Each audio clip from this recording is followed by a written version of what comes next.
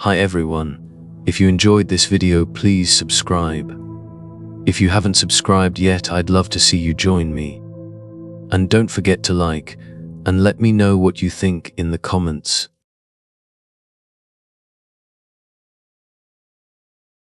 My name is Mark Riley. I'm 42 years old, and what I'm about to share happened last autumn in the dense woods near a tiny place called Nowne, Indiana. I'd planned a family camping trip there. Just me, my wife, Sarah, and our two kids, Lily 14 and Jake 9. I was hoping we'd find a way to reconnect, away from all the distractions at home. I was convinced that if we cut ourselves off from our phones and the internet, we'd finally start talking to each other again. I had no idea how horribly wrong things would go. The drive out was tense from the start. Lily rolled her eyes at everything I said. Jake, cheerful enough, pressed his nose against the car window and asked endless questions about the forest. Sarah, at 38, tried to keep the peace, giving Lily reassuring smiles and telling Jake to calm down, but I could sense her growing worries. The sky was getting overcast, and we were still miles from any real road. When we turned onto the gravel lane leading into the woods, the trees loomed over us, their bare autumn branches clattering in the breeze, and leaves whirled across the windshield. I tried to ignore the hollow feeling in my stomach. I'd insisted on picking a spot far from any official campground, wanting a true off-grid experience. We parked in a tiny clearing off the side of the lane, loaded ourselves with gear, and hiked deeper until we found a level patch of ground near a thin creek. That was when I discovered the first problem: the tent. The zipper was half broken. No matter how carefully I tugged at it, it wouldn't seal properly. I cursed under my breath, trying to fix it while Sarah and Lily exchanged glances. Finally, I gave up and rigged a makeshift solution with some rope. It wasn't perfect, but at least it kept the tent from flapping open completely. The stove didn't fare much better. I tested it before we left, but out here in the cold and damp, the tiny propane burner sputtered and died. We resorted to a smoky campfire that never seemed to stay lit. Lily snidely asked why we hadn't just booked a hotel if we weren't prepared, which sparked an argument. By the end of our first night, tensions were high. I remember thinking that we just needed time to adjust and that it would all get better in the morning. It didn't. Early the next day, we decided to go for a hike. I'd read about a scenic viewpoint somewhere nearby, and I figured it would be a good way to lift everyone's spirits. The forest was eerily quiet, except for the crunch of leaves under our boots. We hadn't been walking long when we stumbled upon it, deer, standing right in the middle of the trail, maybe 10 feet away, just watching us. At first, I thought it was just curious, but then I noticed its head. It was tilted at this really bizarre angle, almost like its neck was broken or something, and its eyes, they seemed way too wide, too focused on us. Jake, who's fearless to a fault, took a step toward it, probably thinking it was hurt. I pulled him back fast. That deer never blinked, never even flinched. It just stared, the crooked head turning in a way that sent shivers down my spine. We gave it a wide berth, circling around it slowly, keeping our eyes on it the whole time. When we were safely past, I glanced back over my shoulder. The deer's gaze was still locked on us, unchanging. Lily whispered that it was creepy, and I saw Sarah hug herself, shivering even though it wasn't that cold. I told everyone it was probably just sick, but a chill crawled up my spine. I'd grown up in the city, but something about that animal felt wrong, just plain wrong. That night, as we huddled around our pathetic, smoky campfire, we heard it, the first voice. It was faint at first, just a single, drawn-out wail. I tried to tell myself it was just the wind, or maybe some animal. But then it came again, clearer this time. It sounded unmistakably like Jake. "Help," it cried. Then, damn, but Jake was sitting right next to me, poking at the flames with a stick. He froze. We all stared out into the darkness, our hearts pounding. Sarah's eyes met mine, wide with a silent question, "What do we do?" Lily looked terrified, and for once, Jake was speechless. I stood up, grabbed the flashlight, and took a few steps toward the trees. The beam cut through the darkness, making the branches sway back and forth, casting these skeletal shadows on the ground. I aimed the light deeper into the woods, but I couldn't see anything. And then that voice called out again, with this eerie echo. "Help me." "Mom, Dad." This time it was quieter, as if it were moving away. We decided to stay put, hoping that whatever it was wouldn't come back. We didn't sleep well after that. The tent's broken zipper let in the cold air, and every breeze that rustled the tent fabric was enough to jolt me awake. By morning, we were all exhausted, and that's when we realized our backpack was gone. The one with the map, half our food, and the flashlight. Sarah asked if I'd left it somewhere. Lily insisted she hadn't touched it. I was sure I'd set it right next to the tent. We searched the campsite, the surrounding woods, everywhere. But it was just gone, vanished. Like whatever was out there had taken it. As if the missing supplies weren't bad enough, the weather decided to turn on us. A biting wind picked up, and the temperature plummeted. We seriously considered packing up and trying to hike out, but I was stubborn. I didn't want to admit defeat. I convinced everyone that we should hike back to where I suspected that Scenic Viewpoint was. Maybe we'd find a ranger or another camper who could help. Lily complained the entire way, and Sarah's face was drawn with worry. Jake, usually so full of energy, was strangely subdued. He kept bounding ahead, and I kept yelling at him to slow down. We never found that viewpoint. Instead, we got hopelessly lost. Every path we took seemed to loop back to the same clearing, like the forest was shifting around us, deliberately confusing us.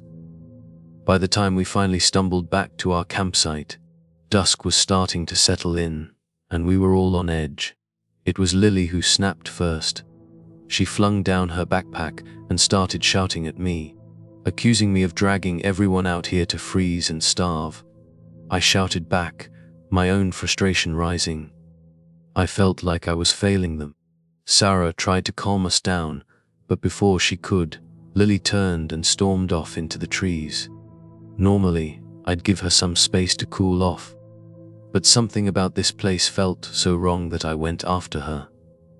Sarah and Jake stayed behind in case she circled back. I tramped through the underbrush, calling her name until my throat hurt. By the time I found her, she was standing in a small clearing, her eyes wide and vacant, her arms limp at her sides. She didn't respond when I said her name, didn't move when I gently shook her shoulder. It was like she was in a trance. Finally she blinked and whispered, "It's not safe here," and then she just collapsed into my arms. I carried her back to camp, where Sarah helped me lay her down inside the tent. Lily came around slowly, claiming she couldn't remember anything after our argument. She kept asking if she was sick, and Sarah, bless her heart, tried to reassure her. We managed to get some warm broth into Lily, made from our dwindling supplies. There was so little left. The stove was still useless, so once again we relied on a weak, sputtering fire. That night, something scratched at the tent. I sat bolt upright, my heart hammering, searching for a weapon. The best I could find was my camping knife. Sarah was trembling beside me. Lily was half asleep, but Jake was frighteningly silent. The scraping came again, slow, deliberate. Then, I heard my own voice from outside. "Sarah," it whispered, but I was inside the tent with her. My stomach twisted into a knot. Suddenly, the nylon ripped. A hand, or maybe a claw, shoved through, followed by a face. It wore Sarah's features, but it was wrong, stretched somehow, the eyes too big, the mouth twisted into a shapeless grin. I slashed wildly with my knife, and it shrank back, letting out a guttural hiss. In the darkness, I heard it scuttling away on all fours, followed by a burst of ragged breathing. Then, complete silence. We stayed awake the rest of the night, every nerve on edge, but it didn't return, whatever it was. The next day Sarah was quiet. Her eyes had deep shadows under them, and she barely spoke over our meager breakfast. I chalked it up to trauma. None of us had ever experienced terror like that. Lily was on edge too, but she clung to Sarah for comfort. Jake for once didn't race off. He stood by the fire, stirring the embers and looking utterly lost. That afternoon Sarah said she was going to check the creek for clean water. She didn't invite anyone to come along, which was odd, but we let her go. We regretted it almost immediately. We heard her screaming. Lily and I sprinted toward the sound, stumbling over logs and branches, our hearts pounding in our chests. We found Sarah by the water, on her knees, staring intently into the rushing creek. She was gasping for breath, but when I asked her what had happened, she just shook her head like she couldn't remember. Back at camp, she hardly ate. She claimed she was fine, just tired. But that night, I woke to find her standing over Lily, a fist-sized rock raised in her hand. I shouted her name, and she turned to me, her eyes wide and confused.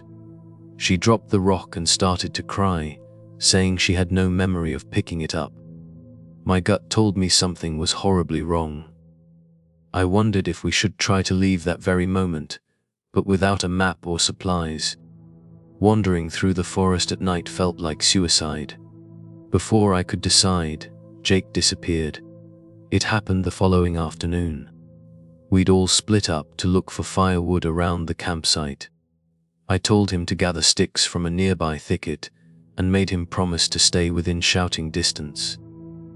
10 minutes later, Sarah yelled that she couldn't find him. We called his name until our voices cracked, but we heard nothing. Eventually, we stumbled upon one of his shoes near the edge of the clearing. It was soaked in blood. I felt my heart constrict in my chest. Lily started to cry, and Sarah just stood there, staring at the shoe, her face pale. Then we heard Jake's voice again, distant and wavering, calling for help. We sprinted toward it, guided by desperation and terror. The voice led us deeper into the woods than we'd ever gone.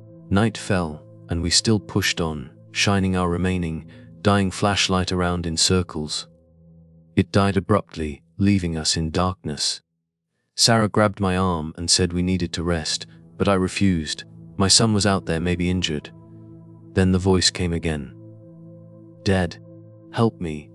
We followed the sound until it led us to the entrance of a shallow cave, hidden behind a curtain of vines. Inside, the air was damp and full, stinking of rot. I swept the beam of a small backup flashlight across the stone walls, which were etched with strange symbols.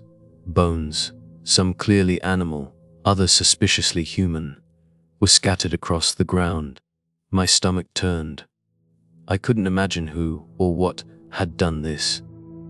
But my mind flashed back to that thing that had ripped the tent. The flashlight flickered, casting frantic shadows. Then, from the darkness, we heard Jake's voice again. "Dead. Mom, please." The words seemed to echo unnaturally. Sarah suddenly shoved me aside. It was so unlike her that I almost didn't react. She darted ahead, deeper into the cave, her movements jerky, almost puppet-like. Lily and I chased after her, terrified we'd lose her, too. The tunnels sloped downward until we reached a wide chamber, lit by faint moonlight filtering through cracks in the ceiling. There, among piles of bones, stood a tall, gaunt shape. Its eyes glowed a sickly yellow. In its arms, it cradled something small, a bundle that looked like a child. I could see the shape of Jake's red jacket. I lunged forward, brandishing my knife, screaming Jake's name. The creature turned to face me. I realized with horror that it wore my son's face, stretched across its own skull, lips pulled back in a grotesque mockery of a smile. I froze, stomach churning, mind reeling. Lily sobbed, clinging to my arm. Then Sarah stepped forward again, her eyes glassy and unfocused. She reached out toward the creature, whispering something I couldn't make out. It took a step toward her.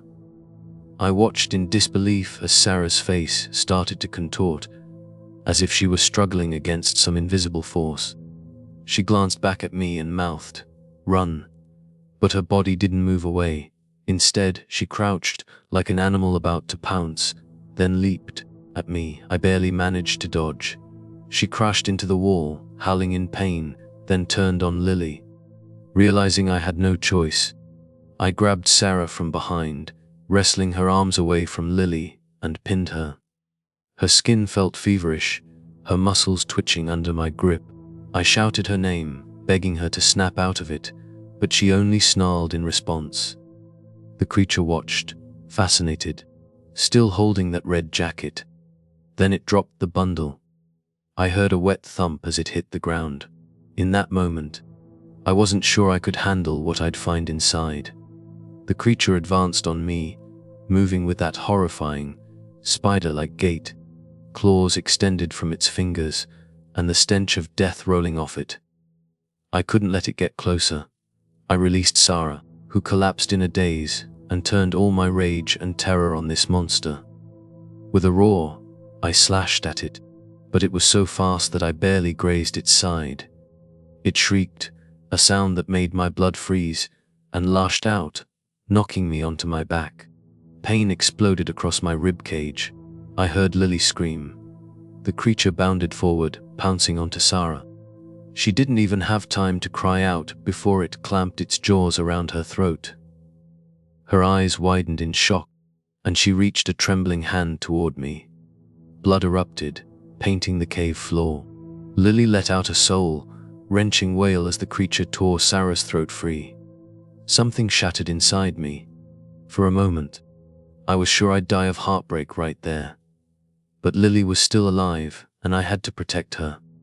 My mind went blank with fury. I lunged up, grabbing a jagged branch that had fallen from the cave ceiling. I drove it into the monster's back with all my strength.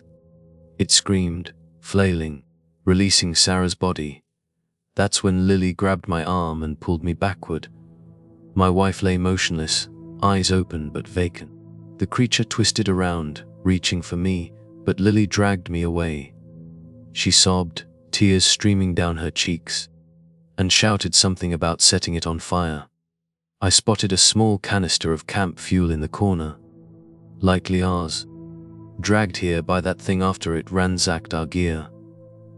How or why it ended up in this chamber, I couldn't guess. But I wasn't about to question our luck.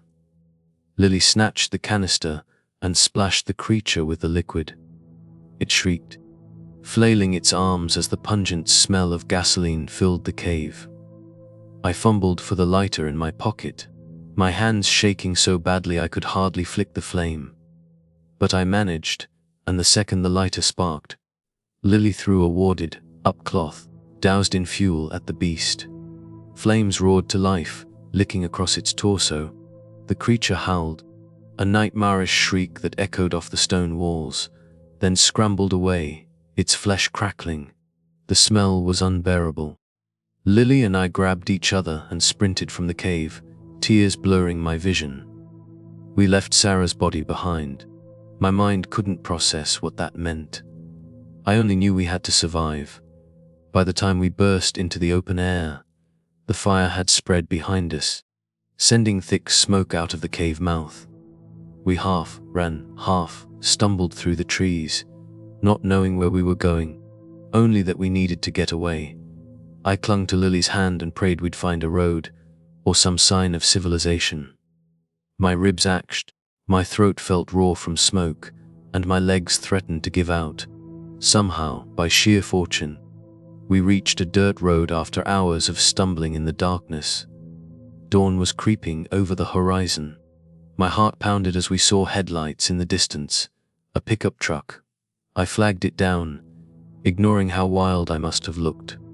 The driver, An older man in a flannel shirt looked at us like we were half crazy, but he helped us into the truck without questions. Lily collapsed onto the seat, sobbing quietly. I had no words to offer her, no comfort. All I could do was hold her close and whisper that we were safe now. We never found Jake's body. We never found anything that confirmed he was dead or alive. And to this day, I don't know if that means there's still hope, or if the creature claimed him in ways too awful to imagine. The police searched the forest, but they concluded that an animal attack must have killed Sarah and Jake, though they couldn't explain the missing remains or the burned cave. Officially, it's an unsolved case. Lily stays with my sister now. She can barely sleep without a light on, and she refuses to ever speak about what happened in the woods. As for me, I'm haunted every night by the sight of that thing wearing my son's face and the sound of Sarah's last wet gasp. Sometimes, when the wind blows just right, I hear a child's voice calling for help. Jake's voice. I wake up with sweat dripping down my back, unsure if the voice was in my head, or if the monster is still out there, taunting me. I've tried to put the memory behind me, but I can't. The forest near Naun claimed half my family and every shred of security I ever felt. What I saw in that cave defies my understanding of the world. Maybe you're reading this, thinking I'm just spinning a story, that none of it could be real. I almost wish you were right. But I know what I heard, what I saw. Something's out there, something that can mimic our voices, our faces, even our loved ones. And it's waiting for anyone foolish enough to venture too far from the safety of civilization. If you ever find yourself near Naun, Indiana, remember this story. And if you hear a familiar voice calling out to you from the darkness, no matter how desperately it sounds, don't follow it, run.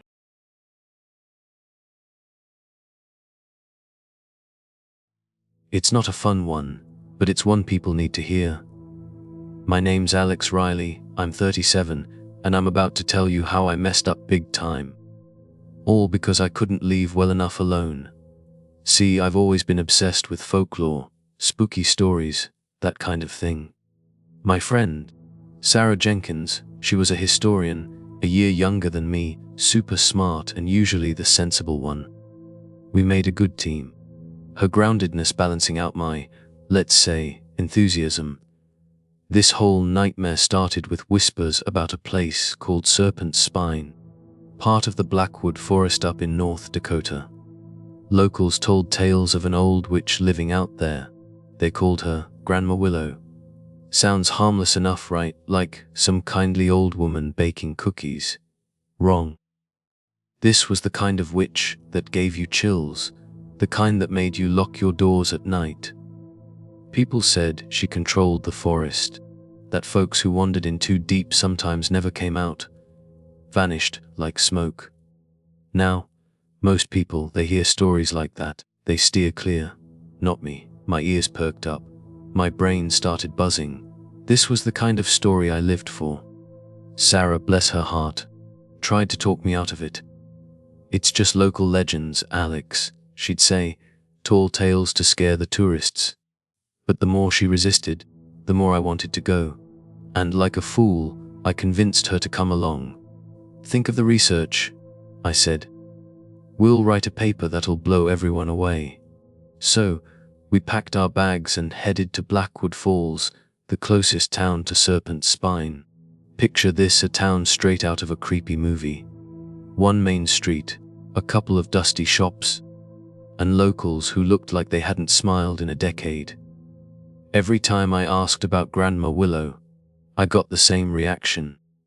Doors slammed in my face, hushed warnings to stay away, or this creepy whisper, don't go looking for what ain't meant to be found. Instead of, listening, this just fueled my fire. I was like a moth to a flame, except the flame was probably going to burn me alive. I was determined to find this witch's territory. We needed a guide, someone who knew the woods. That's where we met Caleb Hayes. Mid-20s, but he looked way older. He had this permanent frown etched on his face, and these haunted eyes, like he'd seen things he wished he could unsee. Caleb was hesitant, to say the least. Didn't want anything to do with us or our crazy witch hunt. But money talks, and we were offering enough to make him reconsider. I still remember the way his hand shook when he finally agreed. Looking back, I realized that wasn't excitement. That was pure, unadulterated terror. We loaded up on supplies, or what we thought were supplies. Our budget was tight, so I skimped on some things. Figured we'd be in and out, quick trip. We had some basic tents, a bit of food, and this crappy handheld radio that barely picked up static. Sarah, being the practical one, packed a first aid kit and a proper map. Thank goodness. But even her usual caution took a backseat to my crazy drive. I think she trusted me too much. And I definitely trusted myself too much. The next morning, we set off. Serpent Spine wasn't a mountain, like the name suggested. More like a maze of dense woods, thick undergrowth, and these weird, jagged cliffs that seemed to jut out of nowhere. The deeper we went, the further away from civilization we felt. Cell service died. The paved road turned to gravel, then to a muddy track, and finally, we had to ditch the car and hike. By late afternoon, we made camp in a small clearing. The trees were so thick overhead that the sunlight barely filtered through, turning everything this weird, greenish color. The wind was whistling through the branches, making these eerie sounds. That's when the first truly strange thing happened. We heard a wolf howl echoing in the distance. Okay, normal enough, right? But then came another howl, slightly off, like a person trying to imitate a wolf badly. It sent shivers down my spine. I saw Caleb's face go pale. Sarah tried to brush it off, saying it was probably just a coyote with a weird bark. But even she sounded spooked. That night, sleep was impossible. Every creak of a branch, every rustle in the leaves had me jumping. My head was swimming with all those old stories, witches brewing potions, chanting under the moon. I finally drifted off, only to be jolted awake sometime after midnight. I heard this rustling outside my tent, followed by a muffled shriek. I threw open the flap, and there was Sarah, standing by the dying embers of our campfire, staring into the darkness, eyes wide as saucers. When I called her name, she nearly jumped out of her skin. I saw something, she whispered, her voice trembling. A person, or maybe an animal. It was just there. Caleb poked his head out of his tent, looking like he'd been expecting something like this to happen all along. He checked around the camp, but there was nothing, except for a bunch of branches broken off in a weird, almost deliberate pattern. We tried to go back to sleep, but the rest of the night was a blur of uneasy silence and those off-kilter howls that sounded way too human. Let me tell you, nothing makes you feel more alone and vulnerable than being in the middle of nowhere, in the dark, with sounds you can't explain. And this was just the beginning. Morning finally came, and let me tell you, I've never been so happy to see the sun. Even if it was just those weak rays filtering through the trees. We packed up our gear, eager to put some distance between us and that creepy campsite. The second day's hike took us deeper into the heart of Blackwood Forest, and the place just kept getting weirder. The trees seemed to twist and turn in unnatural ways, the air felt heavy, and I swear the shadows were watching us. Then, we stumbled upon something that instantly set my nerves on fire. We found this clearing, a perfect circle of dead trees, not just dead, but stripped bare. The bark was peeled off, revealing these crude symbols carved into the trunks, like something out of a horror movie. The ground in the center was scorched black, and the whole place smelled like death, like a rotting animal. Now, any sane person would have turned around and walked away. But me, I felt this weird pull, this compulsion to document it all. I told Sarah to set up her camera, get some shots of the symbols, while I scribbled down notes. Caleb, though, he hung back, refusing to even step foot inside the circle. He muttered something about it being cursed ground, and how we were messing with things we shouldn't. For once, I didn't argue. There was something about that place, something deeply unsettling, that even I couldn't ignore. It felt like the forest itself was holding its breath, waiting. We didn't stay long. Even I had my limits. But as we moved on, I couldn't shake the feeling that we'd crossed some kind of line. Like we'd triggered something. Night came fast, and we decided to camp right at the edge of that creepy tree circle. Sarah, even though she was uneasy, agreed because she wanted better light for photos in the morning. Caleb muttered that this was a terrible idea, that we should move on, find safer ground. But he didn't protest too strongly. Maybe he feared we'd blame him if anything went wrong, or maybe he just felt stuck with two fools who wouldn't listen. That night, I sat by the fire, poring over my notes. The old legends said Grandma Willow could bend the forest to her will. She'd lure people in with voices of loved ones, then offer them twisted bargains to let them leave. Sounded like nonsense, like made-up stories to scare kids. But the longer I stared at those dead trees, the more my skepticism started to crack. Sometime after midnight, I woke up with the strangest sensation. My body felt weightless, like I was sleepwalking. I stood up and, without even thinking, walked straight into that circle of dead trees. I remember hearing this low humming sound, almost like a melody, but distorted. It made no sense, but I couldn't stop. My legs felt like they were being guided by some invisible force. The next thing I knew, I was standing in the center of the circle, arms outstretched, like some kind of human sacrifice. Sarah and Caleb were shouting my name from the edge, their flashlights cutting through the darkness like tiny, desperate stars. My voice was caught in my throat. I had no idea how I'd gotten there. One minute I was in my tent. The next I was in the middle of a cursed circle, playing out some twisted ritual. When I finally snapped out of it, I was shaking. Sarah was frantic, Caleb just looked grim, like he'd seen this all before. We decided right then and there, we were getting out of there. Whatever curiosity had driven me was gone, replaced by a cold, hard fear. But when we started packing up, we realized something was very, very wrong. Someone or something had messed with our supplies. A good chunk of our food was gone, vanished into thin air. And, worst of all, our map was burnt, still smoldering at the edges, like someone had deliberately set it on fire. Panic started to set in. We had no way of knowing if it was an accident or deliberate sabotage.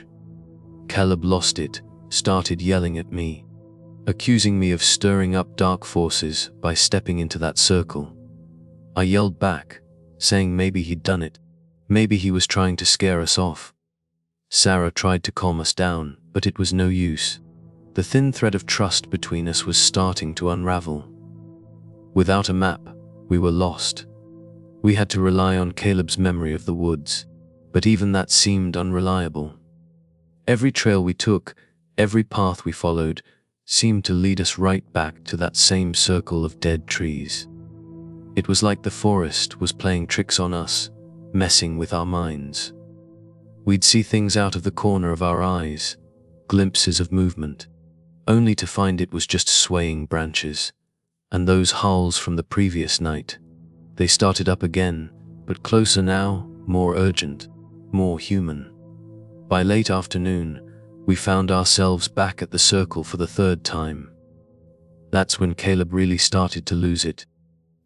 He wouldn't admit he was scared, but the sweat was pouring down his face, and his voice was trembling whenever he spoke.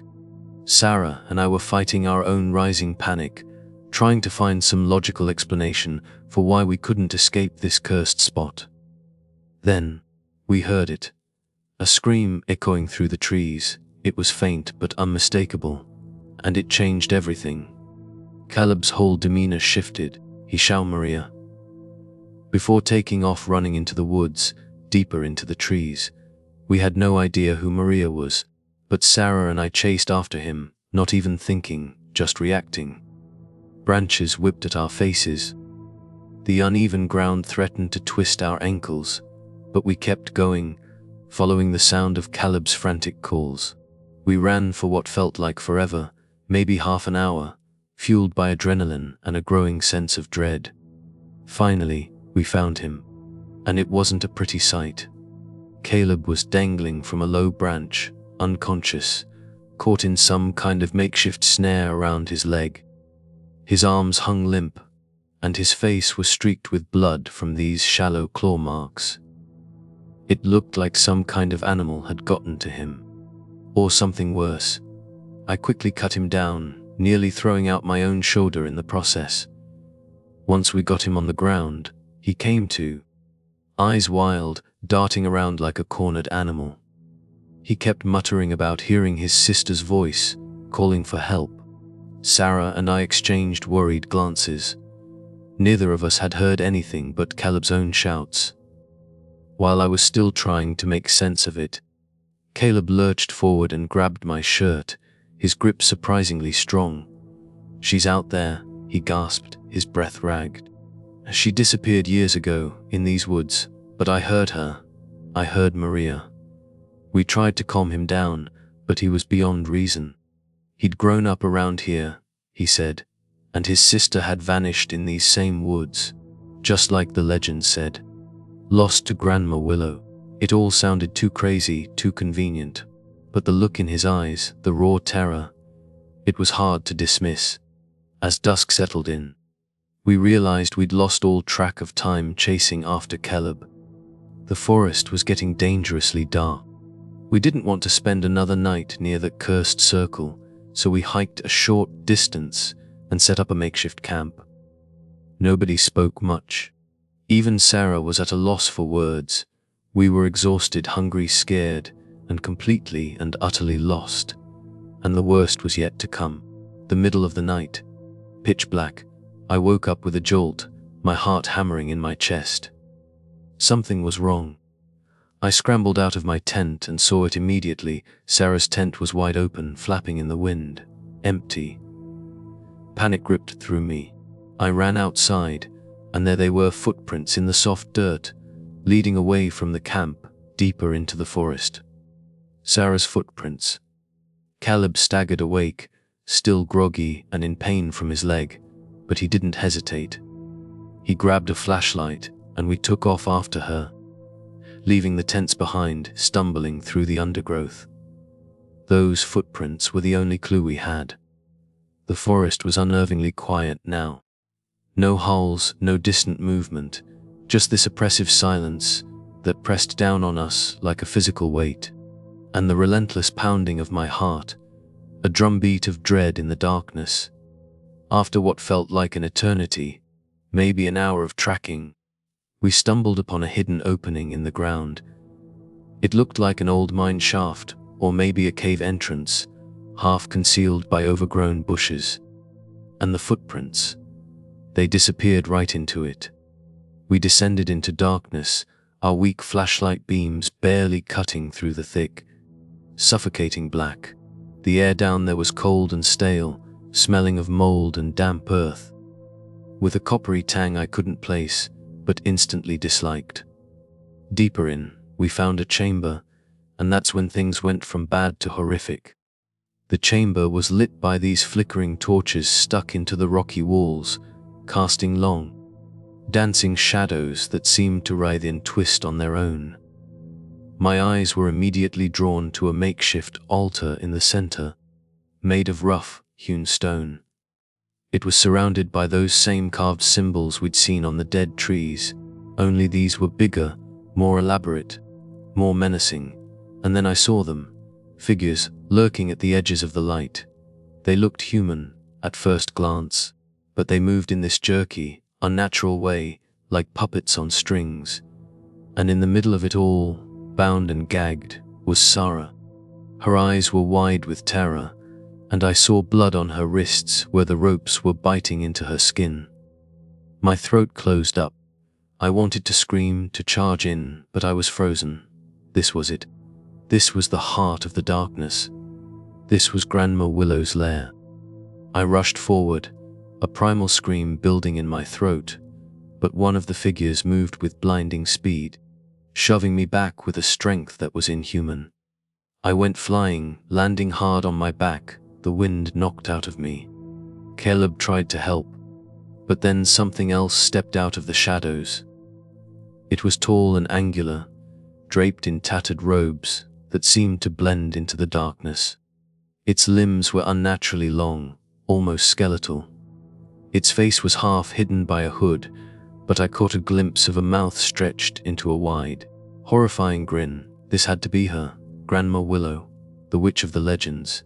She didn't speak, not in any language I understood. Instead, she let out this low, croaking laugh that seemed to vibrate in my bones, a sound that promised pain and despair. The figures closed in, restraining us both, their grip like iron. They dragged us towards Sarah, forcing us to kneel before the altar. Then, the witch raised her hands. They were gnarled and twisted, like the branches of the dead trees, her fingers tipped with long, claw-like nails. She began to chant, a low, guttural sound that made my ears ring and my vision blur. I watched helpless as Sarah screamed in agony. One of the figures pressed a hot iron brand against her shoulder, right above her collarbone. The smell of burning flesh filled the chamber, a sickeningly sweet odor that made my stomach churn. I tried to lunge forward, to fight, but I was held back, my muscles screaming in protest. And then, in a twist I never saw coming, Caleb started talking. He was pleading with the witch, begging her to let him go. He said he'd do anything, if she spared him. My mind struggled to process what I was hearing. This was betrayal, pure and simple. The fear in his eyes was gone, replaced by a desperate, chilling resolve. In a trembling voice, Caleb revealed he'd known about the witch all along. He said the people in Blackwood Falls offered sacrifices to keep her appeased. He admitted he was the one who had sabotaged our map, who had let the food disappear. He'd led us deeper into her domain, knowing she'd take us, so he and the others in town would be safe. He was a Judah's goat, leading us to the slaughter. Realization washed over me, cold and bitter. From the beginning, Caleb's fear wasn't just about superstition. He'd known exactly what he was leading us into. He was part of it. The witch let out another one of those awful laughs and seized Caleb by the arm. For a second, I thought she might actually spare him. But then, with a swift, brutal movement, she dragged him backward, his body going limp as his head snapped back with a sickening crack. Caleb's screams echoed through the cavern as he disappeared into a dark tunnel, the other figures following close behind. They left me and Sarah alone, bound and helpless on the cold, stony floor of that cursed place. I'm not sure how long they were gone. Time lost all meaning in that underground hell. Every second felt like an eternity, every shadow a potential threat. Eventually, they returned. But Caleb wasn't with them.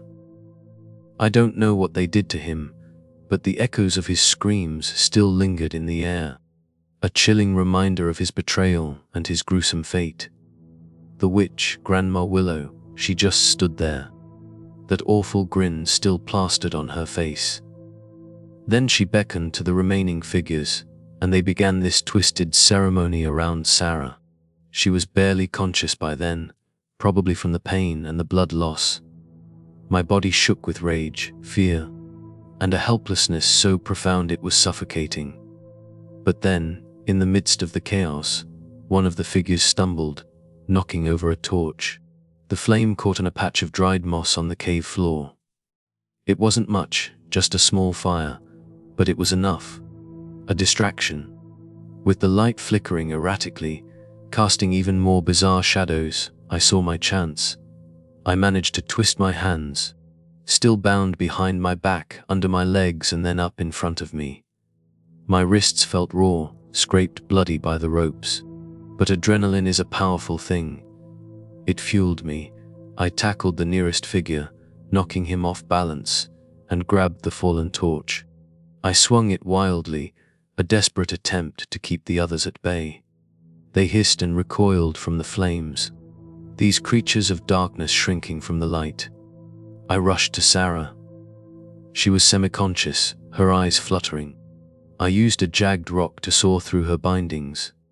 She whimpered in pain but managed to stand, leaning heavily on me for support. Clutching the torch like a lifeline, we stumbled through the cavern, a desperate escape from that nightmarish place. The witch lunged at us, her elongated fingers grazing my shoulder. It felt like being raked by razor-sharp claws. I kicked backward, felt contact, heard a shriek of pain, and then we were running. Up the tunnel, half blind, hearts pounding like war drums in our chests. When we finally emerged into the cold night air, we didn't dare stop. We just ran. Sarah leaned on me heavily, her breath coming in ragged gasps. We forced ourselves onward, guided by the faint light of the moon. At some point, I realized we were near the circle of dead trees again. The forest still looked twisted and menacing, but we had no choice. We pushed on, fueled by desperation and the primal instinct to survive. By dawn, we stumbled upon a dirt road. My mind was a blur of terror and disbelief. Miraculously, we spotted an abandoned shack near the roadside. I used a broken piece of shelving to pry the lock on the door, and we collapsed inside. But Sarah was in bad shape. The brand on her shoulder was infected, oozing pus, and she was burning up with fever. She mumbled incoherent phrases, her eyes rolling back in her head. I tried to keep her awake, to keep her calm, but she'd thrash suddenly, as if possessed by nightmares. It took most of the day, but eventually, I flagged down a passing truck. The driver, a local farmer, took one look at Sarah's brand and his face turned grim. He helped us into the back, didn't ask many questions, just muttered, "You shouldn't have gone up there." He dropped us off at a small clinic in Blackwood Falls, then left without another word. Sarah's physical condition stabilized, but she wouldn't talk about what happened. Whenever I brought it up, she'd just shake her head, her eyes filled with this hollow, animal terror. At first, the townsfolk seemed sympathetic, but I felt this creeping unease. Whenever we mentioned the cavern or the witch, the nurses would glance at each other in this knowing way, like they were all in on some dark secret. I tried to tell myself it was just paranoia, but I couldn't shake the feeling that something was very wrong. One night, while Sarah was asleep in the clinic, I overheard two older women whispering in the hallway. One said, "She's been marked," and the other replied, "We have to give her back, or more will be taken." My blood ran cold. I confronted them, but they just avoided my questions and walked away, their faces pale and drawn. A few days later, Sarah's condition took a turn for the worse. She started speaking in this strange language, a language I'd never heard before. Sometimes she'd just whisper, other times she'd shout, her voice echoing through the clinic. The nurses turned pale, and the doctors kept their distance. I tried to stay by her side, but the staff insisted I leave her room at night.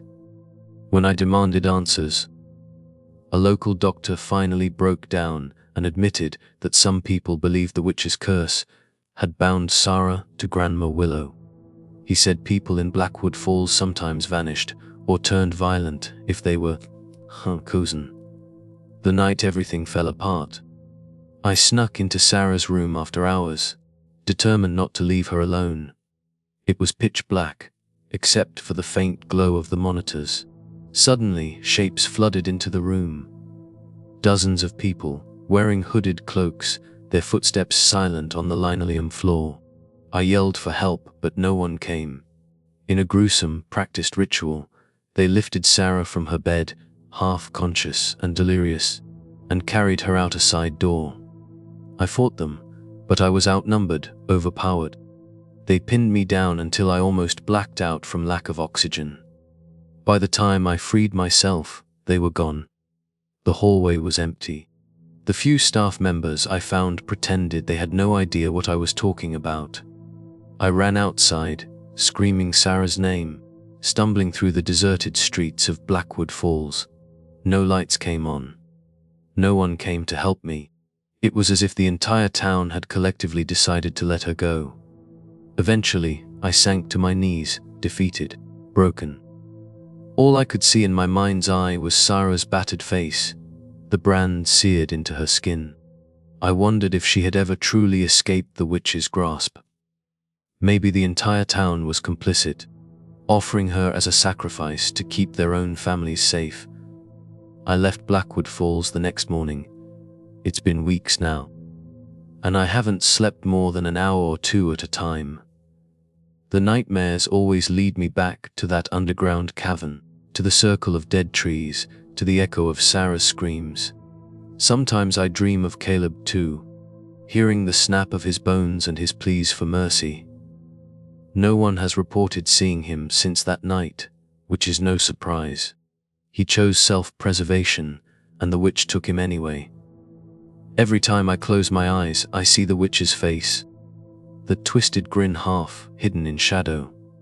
I wonder if she took Sarah back to the circle of dead trees to finish what she started. If she's being kept alive, or if she's become something else entirely. The guilt gnaws at me. I was the one who insisted on going there, who dragged Sarah along on my crazy quest for a story. Now, I'm left with more questions than answers. Was it all real? Or did I hallucinate some twisted piece of local folklore? The claw marks on my shoulder, the brand on Sarah's flesh, Caleb's disappearance. They're all too tangible for mere hallucinations. When I talk to people about it, they either think I'm delusional or warn me not to dig any deeper. But I can't stop. I can't just abandon Sarah. That's why I'm telling this story, as messed up as it is. Some part of me believes that if I shed light on what happened, maybe the witch's hold will weaken. Or maybe someone braver than me will succeed where I failed. All I know is that I'm haunted by the memory of that hooded figure and the knowledge that an entire town seemed complicit in an ancient horror. Whether or not anyone believes me, the truth remains. Blackwood Forest holds a darkness beyond comprehension, and Grandma Willow is real. She's out there, feeding on anyone reckless enough to venture into her domain. I'm not sure I'll ever find closure. Every night, I sit by a flickering lamp, scanning old books, clippings, searching for some shred of a cure, a ritual, anything that might break the witch's curse. But with every lead, I hit a dead end, and the people who know more refuse to speak. Sometimes, I think I hear Sarah's voice in the quiet, calling me back. The old me would have followed that voice without hesitation. But now, after everything I've witnessed, I'm not sure if I'd be walking into another trap set by Grandma Willow's servants.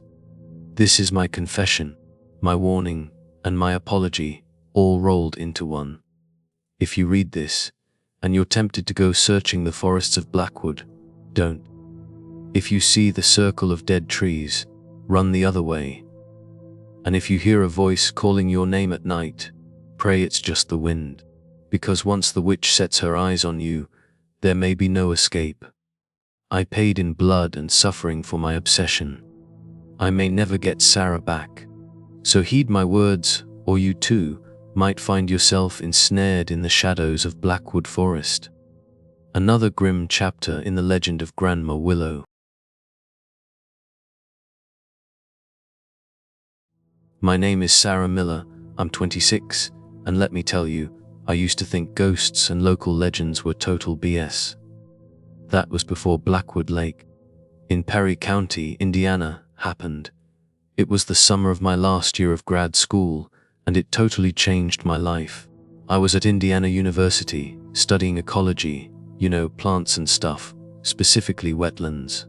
My best friend, Chloe, who was basically the opposite of me, talked me into spending a weekend at Blackwood Lake. Chloe was all about that adrenaline junkie life. She had this little YouTube channel where she'd go to supposedly haunted places and film it. Me, I was the cautious one, the bookworm. Definitely not the type to go looking for trouble. But Chloe kept going on about these rare plants I could collect for my research, and honestly, we hadn't hung out in forever, so I cave. We packed up Chloe's beat, up old Jeep on a Friday afternoon, and drove the 2 hours southwest from Bloomington. The whole way there, Chloe wouldn't shut up about the local legend. Hikers disappearing, a freaky lady in white roaming the shore at night, wailing like a banshee. The whole 9 yards. Supposedly, this ghost was cursed to lure people to a watery grave. Chloe was obsessed with this stuff. I just rolled my eyes, figuring it was just stories to freak out the tourists. But when we finally hit that gravel road leading down to Blackwood Lake, my stomach did a little flip-flop. The trees got thicker, the road got narrower, and soon the Jeep was bouncing around like crazy, dodging potholes. Chloe was all excited, pointing at the creepy trees and saying how great the footage would be. I tried to focus on my research and the cool plants I might find, but I had no idea that none of that was going to matter. Not at all. Blackwood Lake wasn't exactly a postcard. The water was dark and murky, with these weird, swollen cypress trees lining the edges. Patches of thick weeds broke the surface. It was strangely quiet. We parked in this little dirt clearing, like 15 minutes from the main trail. There were no real campsites, just a messed up sign half buried in the mud that said, "No trespassing beyond this point. Unexplained drownings." Yeah, real inviting. Chloe just shrugged it off, saying it was just to scare people. We started unloading our gear, and right away, I could tell we were screwed. The tent Chloe borrowed had a bunch of tiny holes. The battery-powered lantern kept flickering, and then we found out Chloe had forgotten, like, half the food she was supposed to bring. My anxiety started to kick in. I tried to stay positive, reminding myself it was just a short trip. In and out, grab some plants, film some stuff, maybe have a campfire. Easy peasy. Boy, was I wrong. Night came fast. The lake's still water reflected a sliver of moonlight. We built a small fire, using the damp wood we could find, and huddled around it, grateful for the warmth. Chloe, of course, launched into one of her spooky stories. "You know," she said, her voice all hushed and dramatic. "People say they hear a woman crying at night. She sounds like someone they know, calling for help. Then, they follow that voice into the swamp, and they're never seen again." I forced a laugh. "Pretty sure it's just the wind, Chloe." She just smirked at me. "We'll see." We talked for another hour about grad school drama and her YouTube dreams. I was starting to doze off when I heard it.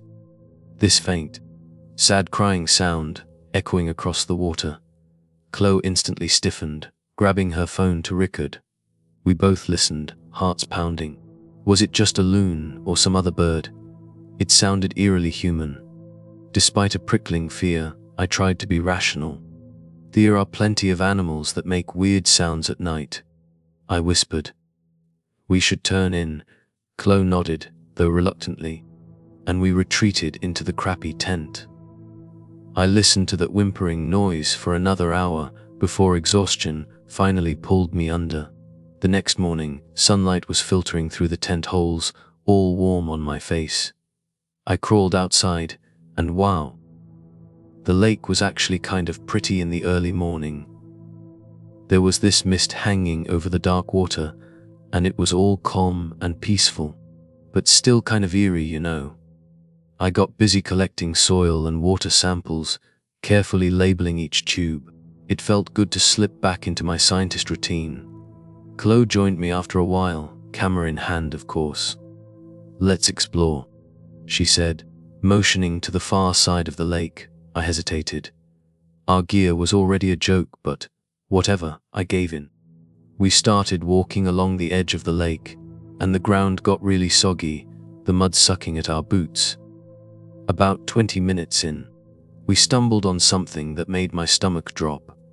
It was an old campsite, all messed up and half buried in the mud.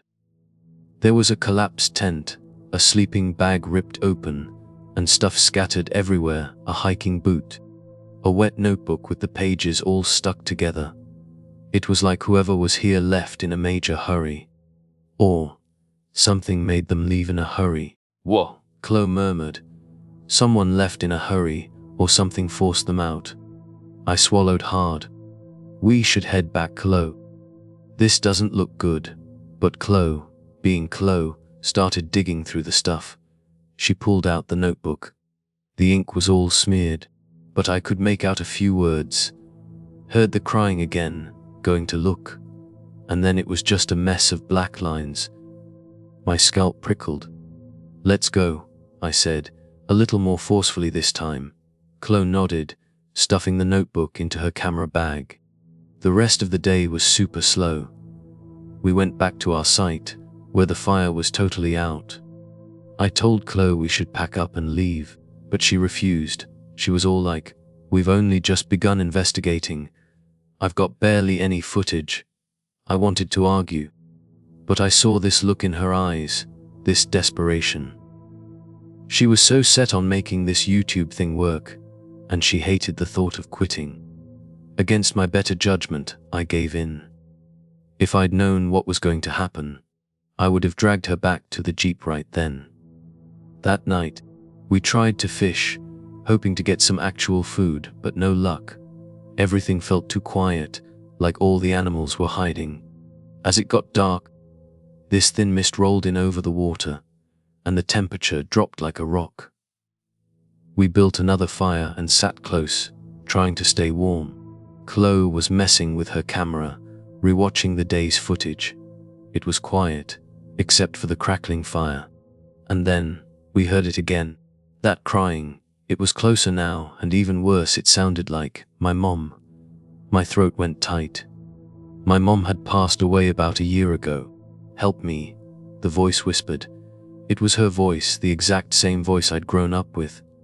It was like a punch to the gut. Ice filled my veins. Chloe realized something was wrong. "Sarah," she asked. Softly, I couldn't speak. I was shaking all over. The voice kept calling, "Sarah, help me." And tears stung my eyes. Every rational part of me was screaming that this was impossible, that it couldn't be real. But that wounded part of me, the part that still missed my mom so much, wanted to run toward that voice. By the time I snapped out of it, Chloe was already grabbing a flashlight. "I need to see this up close," she said. "I need to find out where it's coming from." "No," I croaked. "It's a trap. That's what the ghost does. It mimics people you love." Chloe actually had the nerve to grin, though it looked forced. "Come on, Sarah, just a quick peek. I'll be safe." Before I could stop her, she took off into the shadows.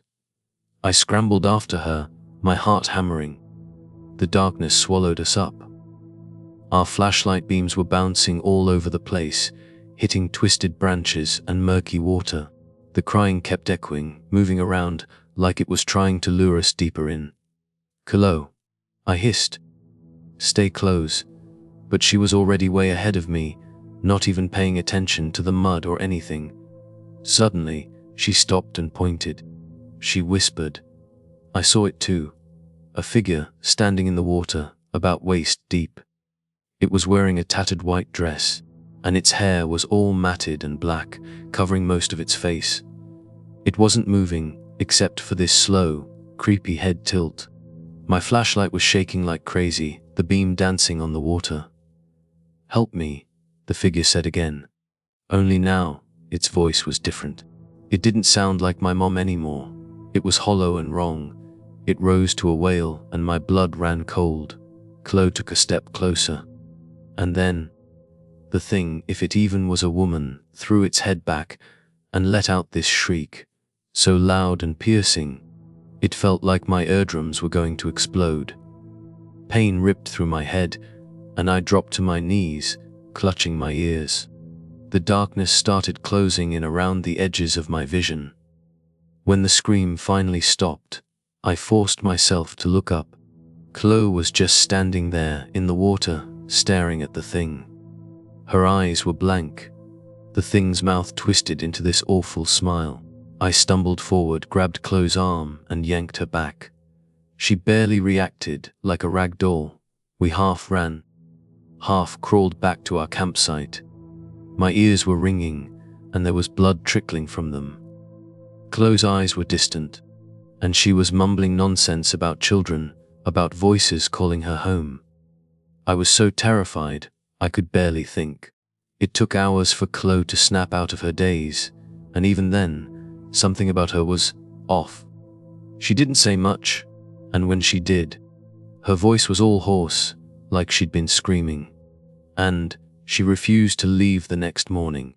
She was totally fixated on finding the source of the crying, convinced we were on to something big. I stared at her, feeling both angry and worried. Chloe, that thing nearly blew out our eardrums. Let's get out of here and call for help. That campsite we found, those people might be missing or worse. She scowled, her eyes flickering with an intensity I'd never seen before. So, you're fine letting the world believe this is just some hoax? Don't you want to know the truth? I realized I couldn't reason with her. She was too far gone, maybe possessed, maybe just obsessed. My ears still ached, and I knew we had to get out of there. I started packing up our stuff. Chloe just sat there, motionless, muttering under her breath about finding the children. It was chilling. Suddenly, she jumped up and bolted into the woods again. Chloe, I shouted, racing after her. I ran after Chloe, my boots slipping in the mud, branches whipping my face. I lost sight of her for a terrifying minute. Then I heard her cry out in panic. I followed the sound and burst into a small clearing. And there she was, Chloe, tied to a crude wooden post. Thick ropes around her wrists and torso. 3 figures in burlap masks and ragged clothing surrounded her, chanting in these low, creepy voices. Each one held a makeshift weapon, an axe, a rusty knife, a club. My heart slammed against my ribs. I screamed, stepping forward. Leave her alone. They whipped around to face me. Through one of the masks, I saw eyes gleaming with this freaky, unholy zeal. Before I could react, something hard smacked against the back of my skull, and I went down hard. I woke up with a splitting headache. My wrists were tied behind me, and my ankles were bound together, the rope biting into my skin. I was lying on cold, damp ground. Still somewhere near the lake, I guessed. Slowly I forced my eyes open. It was night again, or maybe I'd been out all day. It was hard to tell. I heard a whimper close by. Turning my head, I saw Chloe. She was tied up too, lying about a foot away. Her face was pale, her lips cracked. The look in her eyes told me she was just as terrified as I was, but she was trying to act tough, like always. When her eyes met mine, she mouthed, "I'm sorry." We were in this messed up campsite, lit by flickering torches. The same 3 masked freaks were standing nearby, watching us, occasionally casting glances our way as they prepared something by the fire. It was a large metal pot, or cauldron, and my stomach lurched at the possibilities. A few yards away, there were these strange figures made of sticks and bones. Hanging from the cypress branches, they looked vaguely human, with twisted limbs and hollow eye sockets. Creepy as hell. One of the masked figures approached us. His mask had some kind of black paint on it, forming a hideous grin. He yanked me upright by the rope around my wrists, and I cried out as pain shot through my shoulders. He spoke in a low, gravelly voice. "The swamp needs a sacrifice," he said. "She demands an offering." I tried to steady my breathing. Who are you?" I managed, my voice trembling. He laughed, the sound muffled by the burlap. We are the devoted. We've watched this land for generations, ensuring the banshee's hunger is sated. He jerked his head at Chloe. She was messing with forces beyond her understanding. Chloe let out a shaky breath. We didn't mean to. Silence. Another masked figure snarled, kicking her in the stomach. Chloe doubled over, coughing in pain. My pulse was hammering. I instinctively tried to move toward her, but the man holding me wrenched the ropes tighter. They dragged us to the edge of the lake, forcing us to kneel in the swampy grass. The water was dark and still, and it reeked of decay. One of the devoted shoved a cloth into Chloe's mouth, gagging her. Then, he tied a heavy rock to her ankles with thick rope. My own panic went through the roof. I was sure they were going to do the same to me. Torchlight flickered on the water's surface. In the distance, I heard a faint cry. A woman's voice carried on the breeze. The banshee. The cultists began chanting, their voices mixing with the distant wailing. My stomach twisted in pure terror. They moved to push Chloe into the water. Desperation took over. I clenched my fists behind my back, feeling around for anything sharp. My fingers brushed a jagged piece of rock stuck in the mud. With trembling concentration, I started sawing at the rope. It was slow going, each movement a risk of being caught. Tears streaked down Chloe's face as she tried to scream against the gag. One of the cultists pressed a boot to her shoulder, ready to tip her into the lake. I slashed frantically at the rope. A strand snapped, then another. Finally, it gave way, and my wrists came free. I lunged at the boot on Chloe's shoulder, tackling the figure into the shallow water. He let out a guttural cry as we splashed. My shoulder screamed in pain from the impact, but adrenaline kept me going. Another cultist swung at me with a club, and I dodged the blow, whirling past my ear. I grabbed the submerged boot of my attacker and yanked, pulling him back into the lake. He sputtered and cursed, scrambling onto land. I fumbled to untie my ankles. The ropes were knotted tight, so I used the jagged rock again. Meanwhile, Chloe was wrestling with the man trying to push her in. With her hands still bound, she couldn't get much leverage, but her foot kicked him square in the gut, knocking the wind out of him. The third cultist rushed forward, brandishing a knife. I managed to free one foot and lashed out, tripping him. He went tumbling, the knife skidding away. In the confusion, I freed Chloe's hands and pulled the gag from her mouth. She gasped for air. Together, we stumbled away from the water, ignoring the cultists' shouts behind us. We ran blindly into the swampy forest. Branches whipped our faces, and gnarled roots threatened to trip us. The ground squelched underfoot. We didn't dare turn on a flashlight, for fear of being spotted. Overhead, the moon was just a sliver, giving us barely enough light to see. My lungs burned, my heart was a jackhammer, but we couldn't stop. Behind us, I heard the distant calls and footfalls of our pursuers. Occasionally, a torch's glow flitted through the trees. Chloe clutched my arm, limping from the earlier kick. We hid behind a fallen log, pressing our bodies into the mud, waiting for the torchlight to pass. Then, we crept further until we saw a faint clearing up ahead. Relief surged through me when I recognized the shape of the battered jeep. We'd looped back near our original campsite. "Come on," I whispered. We reached the jeep and yanked on the doors. Locked. But Chloe had the keys around her neck on a lanyard. She fumbled with shaky hands. Unlocking the driver's side, we tumbled inside. I twisted the key in the ignition. The engine groaned and refused to turn over. My heart plummeted. Outside, footsteps crunched. A voice hissed in the darkness, "They're here somewhere." Fear shot through me. I pumped the gas pedal, turned the key again, praying. Finally, it coughed, sputtered, and roared to life. Headlights flared, illuminating two burlap, masked figures running at us with knives raised. Chloe slammed the jeep into reverse, and we lurched backward, tires spinning in the mud. The cultists' faces twisted in the beams of the headlights. One hurled his knife, which clanged off the hood. We tore away from the campsite, bouncing violently over roots and potholes. The road was barely visible. My hands shook on the wheel as I tried to keep us from crashing into the trees. When we hit the main gravel track, I risked a glance at Chloe. She sat in the passenger seat, arms wrapped around herself, tears streaking the mud caked on her cheeks. We both breathed raggedly, our adrenaline crashing. "We got away," I choked out, my voice trembling. But as soon as I said it, an unearthly wail echoed through the woods. It rose and fell, sending goosebumps across my skin. The banshee's cry. My vision blurred with tears, half from pain, half from sheer terror.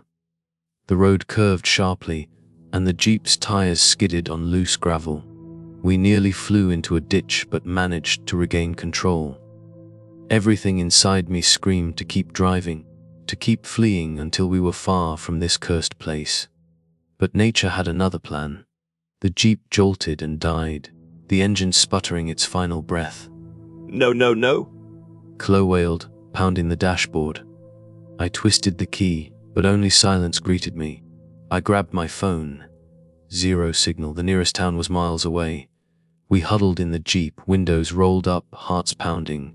Outside, the forest swayed in the night breeze. Then, from somewhere behind us, came a low scraping sound. I realized, with growing dread, that we were still being followed. Chloe let out a strangled sob. "They'll find us. We can't stay here." We forced ourselves out of the car, scanning our surroundings. The only way out was this overgrown logging road, leading away from the main track. We took it, pushing through chest-high weeds. My entire body ached, but fear kept me moving. After a few minutes, the weeds gave way to a narrower trail, and that's when we saw them, more of those creepy stick and bone figures dangling from the trees. It felt like the whole forest was watching us, judging us. We crept forward until we saw a flicker of light ahead. To our horror, we stumbled into another clearing, dotted with torches. Several small wooden structures, shacks or lean-tos, crouched among the trees. Movement caught my eye. A half-dozen masked figures stood near a fire pit, their chanting growing louder as we approached. Before we could back away, one of them turned and shouted. Torchlight glinted off a knife. They rushed at us. Chloe grabbed my hand. We bolted in the opposite direction, but two shapes emerged from the darkness, blocking our path. One tackled Chloe to the ground. She screamed, kicking wildly. I swung my fist at the attacker, connecting with something solid. He staggered, giving Chloe a moment to scramble free. We darted aside, weaving between the shacks, hearts pounding. Something wet and cold brushed against my face. I realized the ground sloped downward, toward a narrow stream that fed into the lake. We had nowhere to go but deeper into the swamp or back toward the cultists. The memory of nearly being sacrificed made me sick. Suddenly, an ear-splitting cry tore through the clearing. The banshee's wail.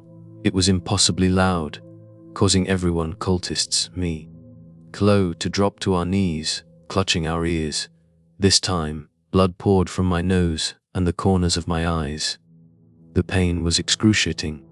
The wail persisted, each note slicing through my skull like broken glass. Dimly, I saw the cultists convulse, some collapsing. One tried to cover his ears but staggered into the fire. A horrifying scream, of a different kind, rose as flames licked at his clothing. Chloe was on all fours, trembling, tears mingling with blood. Through the blur, I glimpsed a pale figure gliding out of the trees.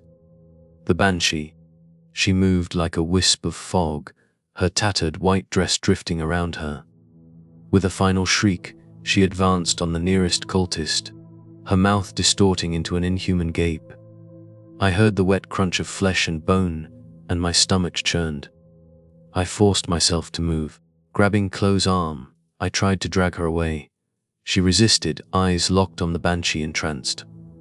"Come on," I screamed, ignoring the agony in my head, but she pulled back. The children," she mumbled, as if in a trance. Before I could respond, the banshee's gaze snapped toward us. Her eyes, black pits streaming tears of blood, fixed on Chloe. With supernatural speed, she lunged forward, her scream renewing. Chloe's face twisted in terror. She tried to stand, but the banshee was upon her, arms outstretched. I grabbed a broken torch and swung wildly, hoping to fend off the creature. The banshee let out a hiss, batting me aside with terrible force. I flew back, slamming into the trunk of a cypress tree. My vision exploded into stars. When I managed to right myself, I saw the banshee dragging Chloe toward the stream. Chloe clawed at the muddy bank, screaming my name. The water splashed, swirling around them in dark eddies. I staggered forward, delirious with pain, attempting one last rescue. But the current was surprisingly strong, and the banshee moved with otherworldly grace. She slipped into the water, pulling Chloe under. The last thing I saw of my friend was her wide, terrified eyes as the murky depths claimed her.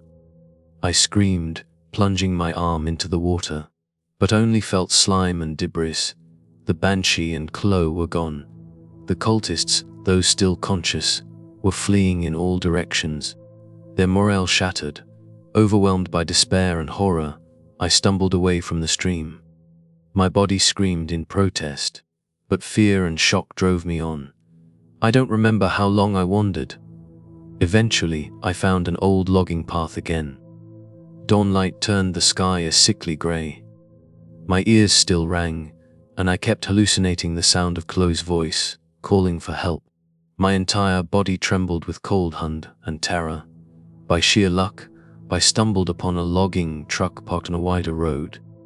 The driver, an older man with weathered hands, nearly jumped out of his skin when he saw me, bloodied, filthy, half mad.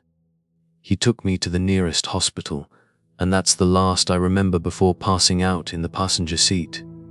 Now, months later, I'm back in Bloomington, trying to piece together a normal life. The local authorities found no sign of Chloe or the cult. The area around Blackwood Lake is vast and treacherous, and I suspect the group simply vanished deeper into the swamp. Officially, Chloe is listed as missing. I've given statements, but the police don't believe my story about the banshee or the masked devotees. They chalk it up to delusion or trauma. Yet, every night, I'm haunted by the memory of Chloe's final scream. Sometimes, in my small apartment, I swear I hear her voice. It calls my name so softly at first, then rising to a mournful wail that makes my skin crawl. Once, I found wet footprints on my floor, leading toward the bedroom. I try to tell myself it's just my broken mind playing tricks, but I can't be sure. What I do know is that there's something in those swamps, something old, filled with rage and sorrow. Something that demands sacrifice. And I know, with a certainty that chills me, that it's not done with me yet. I can't forget, and I can't go back, either. Because if I do, I'm certain I'll join Chloe in the murky depths, forever claimed by her voice in the swamp. My name Alex Ramsey, 31 years old, standing at the edge of nowhere, staring out at the Badlands in North Dakota. Theodore Roosevelt National Park, to be exact. Just saying the name still makes my chest tighten up. I can still smell that weird, earthy decay and see those messed up shadows that didn't make any sense. I swear, this place it does something to you. But I'm getting ahead of myself. Let me back up. I went out there with my buddy Mike and his girlfriend, Sarah. Mike was always the one chasing the next big thing, you know. He had this YouTube channel, barely any followers, but he was convinced he was going to be famous. He filmed everything. Sarah, she was the opposite, super practical, always prepared.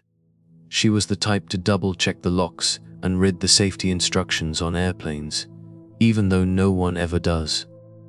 Me. I was kind of obsessed with survival stuff. I'd spent years teaching myself how to track, build shelters, purify water, all that jazz. Part of it was because of my little brother. He died a few years back, hiking accident. Maybe I thought this trip would help me, I don't know, get some closure. So, Mike pitches this idea. We're gonna hike deep into the Badlands, find this hidden cave with ancient petroglyphs, and get some killer footage. I hesitated, I won't lie. The Badlands aren't called bad for nothing. The weather's insane. The terrain is rough, and there's zero cell service. But Mike, he could be persuasive. He talked me into it. Sarah only agreed because she didn't trust us out there alone. She knew Mike took risks, and she probably figured I had my own issues to deal with, which fair enough. We set out early one Monday morning, driving for hours into the park. Our SUV was bouncing all over those rough back roads until we hit the trailhead, just a lonely sign half buried in the dust. The sky was huge, that bright glaring blue, and the buttes and canyons were jutting out everywhere like broken teeth. We had enough gear for a week: tents, food, tons of water, and some cheap backup equipment that Mike swore we wouldn't need. I had a bad feeling from the get-go. The vibe between Mike and Sarah was already tense. She hated that he wanted to film every single step. He hated that she complained about the gear he got on sale.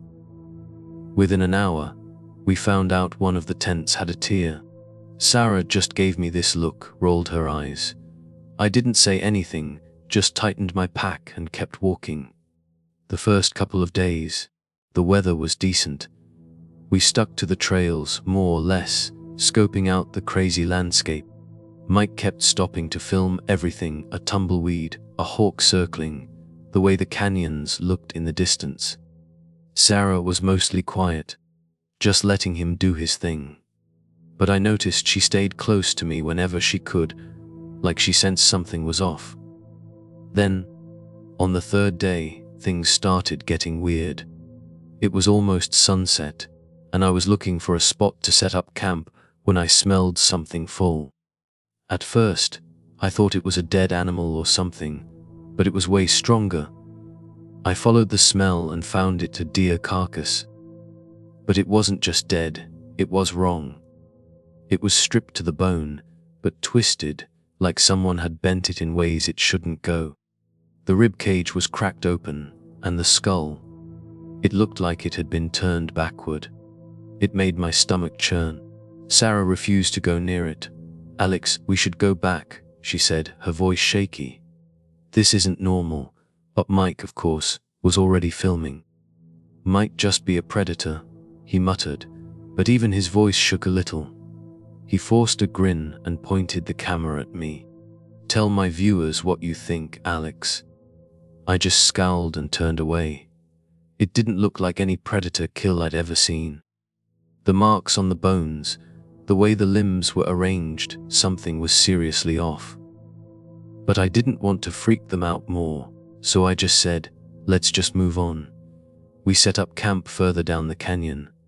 That night, I couldn't sleep. The wind was howling through the rocks, making these eerie sounds. It almost sounded hungry. The next morning, we noticed something was up with our water. I saw Sarah rummaging through her backpack, looking confused. "Did someone move our water?" Her voice tight. I shook my head. "No, it was all under the tarp by the tent." She looked totally exasperated. Mike," she corrected herself, giving him the side eye. "Did you take shrug?" "All innocent. I didn't touch it. Maybe you just misplaced it." "Yeah," Sarah said, her voice dripping with sarcasm. "Because I love hiding water to mess with myself." It was a small thing, but it was unsettling. Losing supplies out here was a big deal. We decided to conserve what we had left and push on. Mike was convinced we were close to that cave he'd heard about. He had this map he'd printed out from some old hiker's blog, full of warnings about how the coordinates might be wrong, but he swore by it. Sarah just rolled her eyes again. I stayed quiet, scanning the terrain. Every time the wind changed direction, I felt the hairs on my neck stand up. Late that afternoon, we found it, the cave. From the outside, it looked like a jagged gash in the rock face, hidden behind a pile of boulders. We approached it slowly. The smell from before, that rank, decaying smell, was coming from inside, even stronger now. Sarah gagged and covered her mouth. Mike, though, he was lit up. He turned on his camera. "This is it," he whispered, like he was afraid something inside might hear him. "This could be the big one. Petroglyphs. Ancient artifacts, imagine the footage." I wanted to say we should come back in the morning, or maybe just, not go in at all. But Mike was already creeping inside, filming the interior. Sarah stayed at the entrance, shining her flashlight around. As soon as the light hit the cave walls, I saw the markings. Jagged shapes and lines that looked like warnings. And on the ground, bones, human bones. It took a second for my brain to catch up. A skull, half buried in the dirt, the jaw missing, rib fragments arranged in a circle. My heart was pounding so hard I could barely breathe. My stomach did a flip. Sarah backed out of the cave, her eyes wide with terror. Mike stumbled after her, camera shaking in his hand. "We can't stay here," I said, my voice trembling. "This isn't just some random cave. Something terrible happened here." Mike looked torn, like he was fighting between being scared and being excited about the footage. But then we heard Sarah scream, a raw, primal sound that made my blood run cold. We sprinted outside. She was standing a few yards away, staring across the canyon. At first, I didn't see anything, just the wind moving the sparse grass. Then I saw it, a figure, standing on a distant ridge. It was tall and gaunt, with something like antlers curling from its head. Even from that far away, I could feel its eyes on us. A low, guttural growl reached, like an inhuman chuckle. Sarah whimpered, stepping backward. "What is that?" Mike swallowed hard. "Could be a person, wearing a headdress." His voice was shaky, unconvincing. "People don't move like that," I said. It was gone. 1 second it was there on the ridge, the next it vanished, like a puff of smoke. Fear settled in around us, thick and heavy. "Still," Mike insisted we camp a short distance from the cave. "We're exhausted," he said. "We'll leave first thing in the morning." I wanted to argue, but it was already getting dark, and traveling at night in the Badlands could be even more dangerous. That night, I barely slept.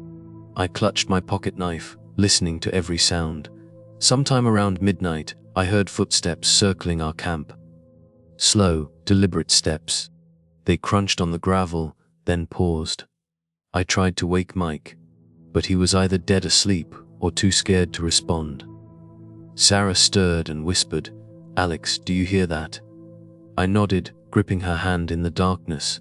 The footsteps resumed, then stopped again. Right on the other side of the tent. Finally silence. Then a single, ragged breath, right next to the thin nylon of the tent. I held my breath, my heart hammering. A shape pressed against the tent wall, and I saw the silhouette of something impossibly thin, leaning in. Then, just like that, it was gone. I strained my ears, but all I heard was the lonely wind. When morning came, our campsite was trashed. One of Mike's cameras was smashed, our radio was bent in half. Sarah's jacket was shredded. The tracks in the dirt made no sense, like hooves, but elongated wrong. Mike was cursing under his breath. Sarah just looked at me, this silent accusation in her eyes, like I should have done something. "Let's go," I said, stating the obvious. "We need to get back to the main trail." Mike checked his phone, still no signal. Sarah rummaged through our supplies. "Great," she muttered, "more water is gone." We had no choice but to hike out fast. We rationed what little water we had left. But navigating those mazes, like canyons, took longer than we thought. By noon, the sun was beating down, and we couldn't find any shade. At some point, we lost the trail. Mike swore we were going the right way, but Sarah accused him of ignoring the map for the sake of his stupid videos. They started arguing, their voices echoing off the rocks. I tried to get between them, to calm them down, but it just made them angrier at me, at each other. The tension was insane. Then, out of the corner of my eye, I saw it again, that figure. It was standing at the edge of the canyon, watching us. I tried to shout, but before I could, it melted away behind a crag of stone. By dusk, we were too exhausted to go on. We set up a pathetic excuse for a campsite near a trickle of water that pooled in a rock basin. It wasn't enough to fill our bottles, but it was something. Mike was filming half-heartedly, complaining about the lost footage, the broken camera, you name it. Sarah just glared at him, then wandered off to gather firewood. I busied myself checking our supplies. That's when I noticed something else was missing: my survival knife. I tore through my pack, nothing. I was sure I'd had it that morning. Sarah came back, and I asked if she'd seen it. She shook her head. Mike insisted he hadn't touched it. None of us said it, but we all knew something else had taken it. Night fell, and I couldn't sleep. I stood watch, my mind racing. That unearthly figure, the deer carcass, the bones in the cave. Every hair on my body was on end. I remembered the rancid smell that was on the wind. After hours of tense silence, I drifted off for maybe a moment. When I woke up, it was to Sarah screaming. I jumped up, heart pounding. Sarah was gone from her tent.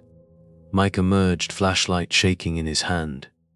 We saw footprints leading away, one set of normal footprints, hers and that other set, that elongated hoof-like pattern. We followed them, calling her name. No response. They led us deeper into a narrow canyon, the walls towering above us. The smell of decay got stronger the further we went. And then, we saw it, the cave again. My stomach twisted with dread. We found Sarah inside, tied at the wrists with these twisted vines, half conscious. As I rushed to free her, a low hiss echoed through the chamber. Something moved in the darkness. Mike shone his flashlight wildly. The thing stepped into view. Or at least, what I can only call the thing. It looked like a walking corpse, gaunt and skeletal, with antlers that scraped the cave ceiling. Its eyes glowed faintly, like dying embers. My knees went weak. "Sarah," Mike gasped, lunging toward her. The creature made a guttural sound. It was as if it spoke, but through our own voices. I heard Mike's voice call my name from behind me, but Mike was in front of me. The echo was disorienting, and I nearly dropped to my knees from dizziness. My ears rang, and I felt this icy dread seep into my bones.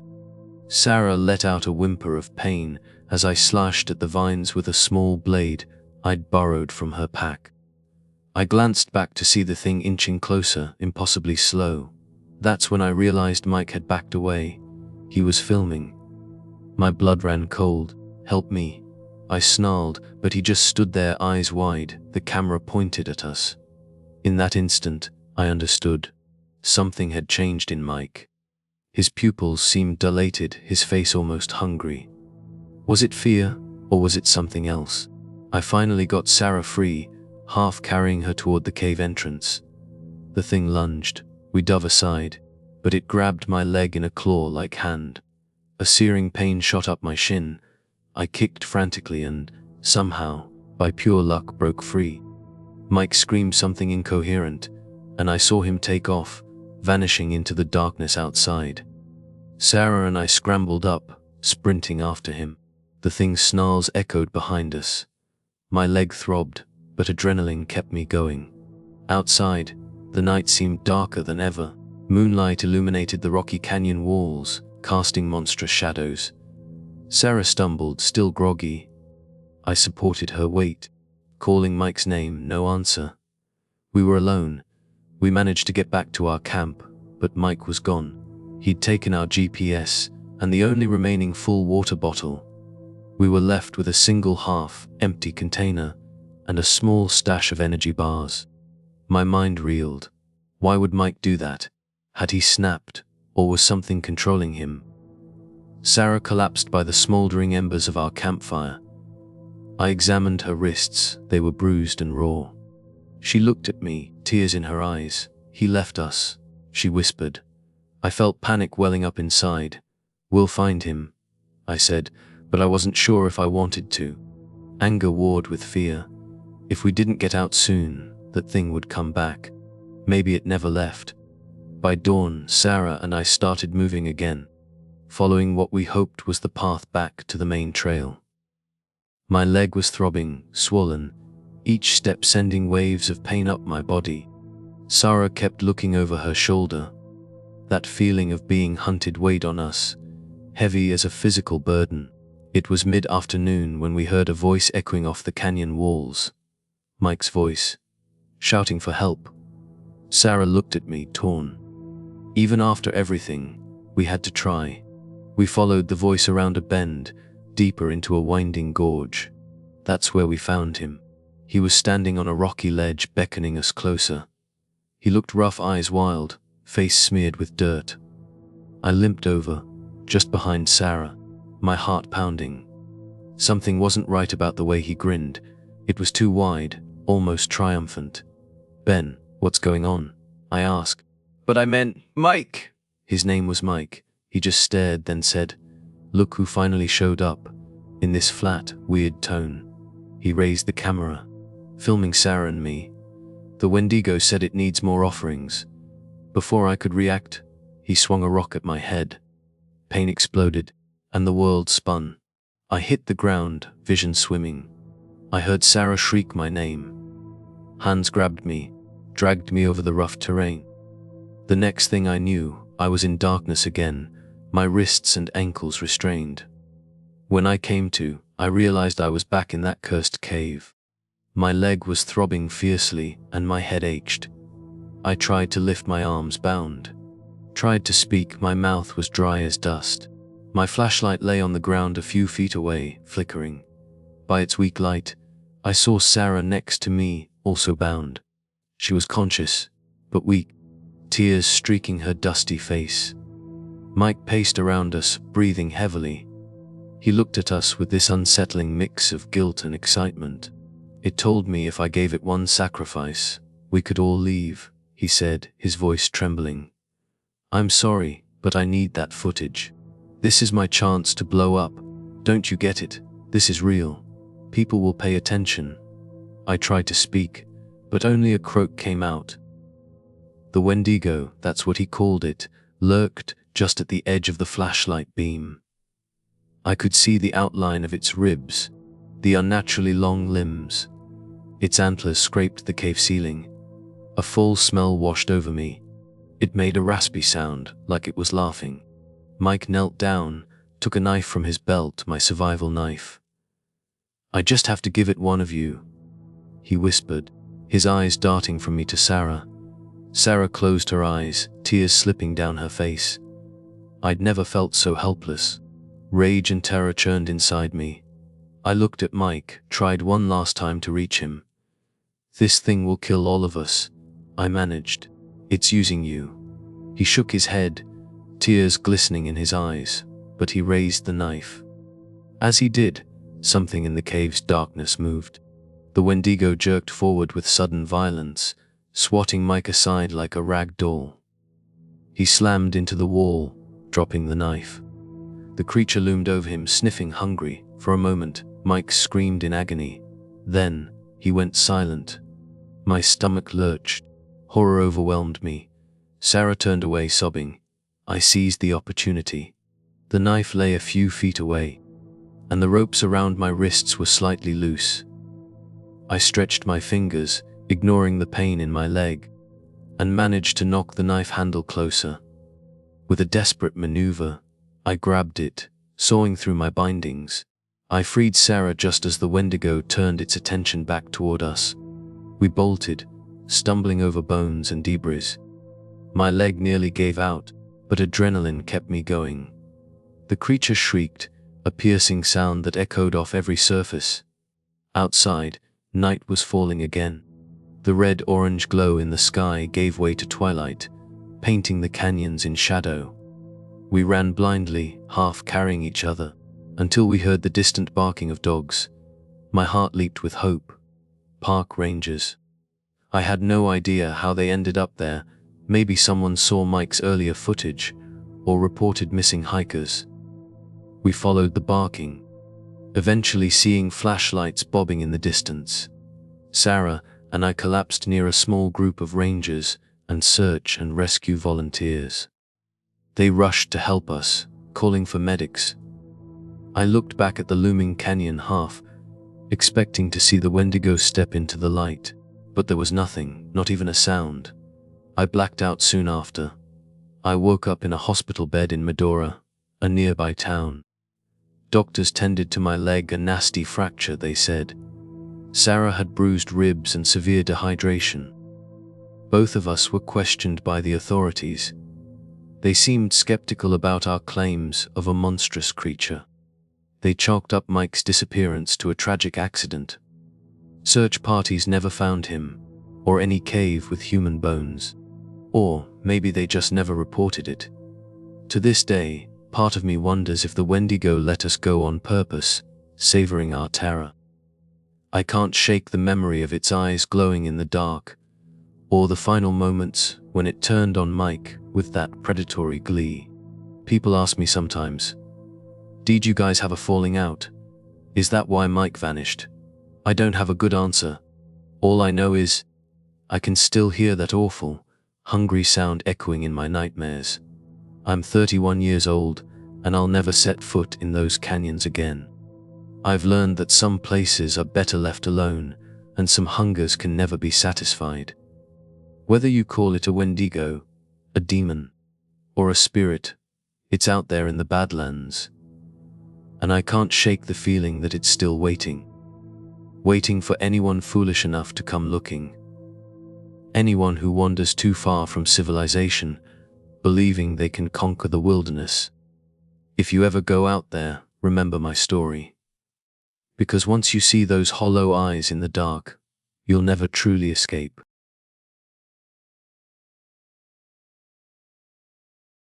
My name is Ben Miller. I'm 32, and what I'm about to tell you went down less than a year ago at Spirit Lake in North Dakota. I've replayed that night in my head a million times, trying to tell myself it was just a nightmare, but deep down, I know it wasn't. It all started with my girlfriend, Sarah Jenkins. She was the adventurous type, always chasing the next thrill for her photography. Me, I'm more of a stay-at-home guy, but I went along with it. Our relationship had been on the rocks for months, and I figured a weekend getaway might be just what we needed. Fresh air, quiet nights, a chance to actually talk without all the usual distractions. We rolled into Spirit Lake on a Friday afternoon. The sun was hanging low, turning the water all shimmery gold. I'd rented a little cabin near the shore. It was way off the beaten path, surrounded by these massive pines and a narrow dirt road that looked like it hadn't seen a car in weeks. It was the kind of place that was both romantic and kinda creepy at the same time. The cabin itself was straight out of a movie, creaky floors, wood, paneled walls, and this musty smell that made it clear no one had opened a window in ages. It had a bedroom, a tiny kitchen, and a living room with a fireplace. After we got settled, Sarah grabbed her camera, itching to get some shots of the lake at sunset. I tagged along. There was this old fisherman, Hank, casting off the dock. He gave us a nod but seemed weirdly uneasy when we said we were staying for the weekend. He spat on the ground and muttered, "You two be careful out here. The lake don't take kindly to strangers, especially at night." Sarah gave me this little smirk like it was some kind of joke, but I felt a bead of sweat roll down my back. There was something in Hank's eyes that told me he wasn't messing around. As it got dark, we lit a fire in the fireplace and crashed on the old couch. Sarah was going through her photos, and I was just staring into the flames, trying not to think about what Hunk had said. She showed me a couple of shots of the shoreline and the woods. One of them made my stomach flip. There was this figure in the distance, a silhouette that looked like a woman standing at the water's edge. Sarah said it was just a trick of the light, maybe a branch or something. I wasn't convinced. Later that night, I woke up to this soft tapping on the cabin window. 3 taps, then nothing. I sat up, heart hammering, but the room was pitch black. The only sound was Sarah breathing beside me. I tried to tell myself I'd imagined it, but as I was drifting off again, there it was, another series of knocks, slower, more on purpose this time. I grabbed the flashlight and shined it on the window. Nothing. No footprints, no shadows, just darkness. In the morning, I noticed these fresh scratches on the cabin door. They looked like claw marks, 3 parallel lines, raw and deep. Probably just raccoons, Sarah said, brushing it off. She seemed more worried about her camera acting up. A bunch of photos from the night before were messed up, all static and blurs. But one photo did show that silhouette again. Only this time it was closer. You could almost make out a pale face. It made the hairs on my arms stand up. I couldn't shake the feeling that something was seriously off about this place.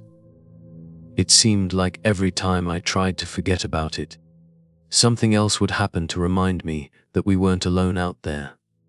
By midday, Sarah was all about kayaking. She'd read somewhere that Spirit Lake had these killer views, especially around sunset.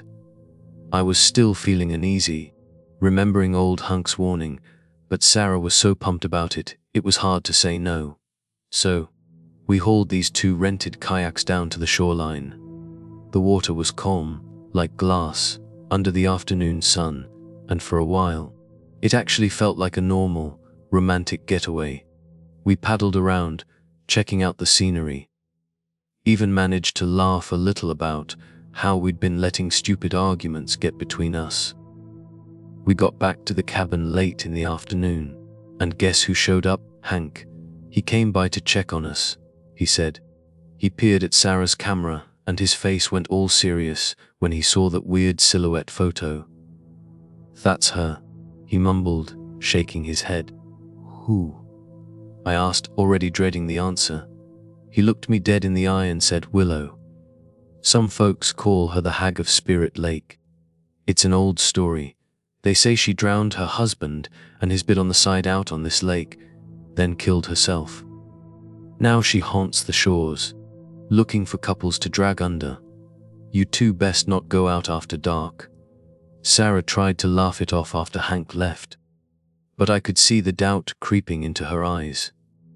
We both felt it, the weight of the story, the feeling that maybe this lake wasn't just any lake. As night started to fall, Sarah got restless. She was all about going back out on the lake under the full moon to get some dramatic shots. I was like, no way, at first, but she kept pushing, saying I was being paranoid. Honestly, I was tired of fighting, especially when things were so tense between us already. So, yeah, I caved. The lake at night was something else. It was beautiful, in a haunting kind of way.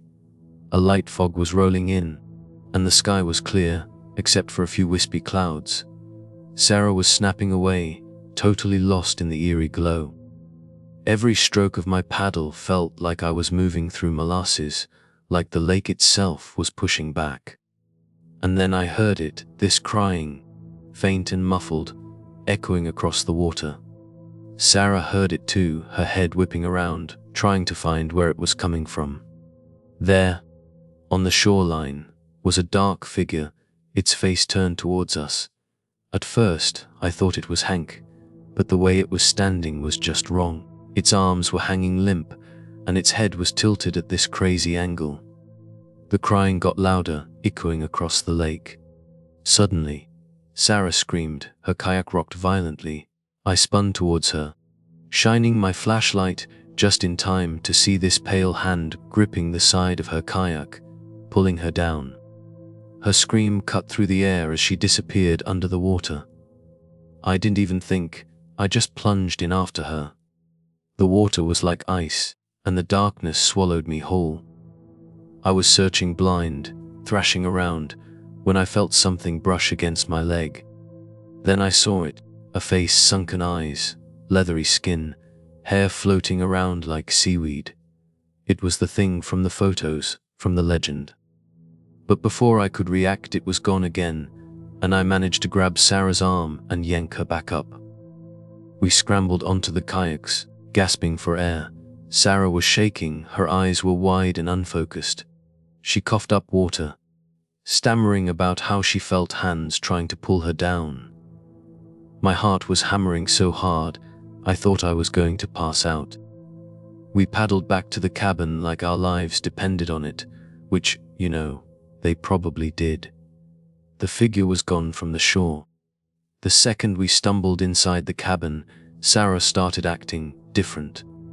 She was freezing cold to the touch, and her eyes had this distant, glazed over look.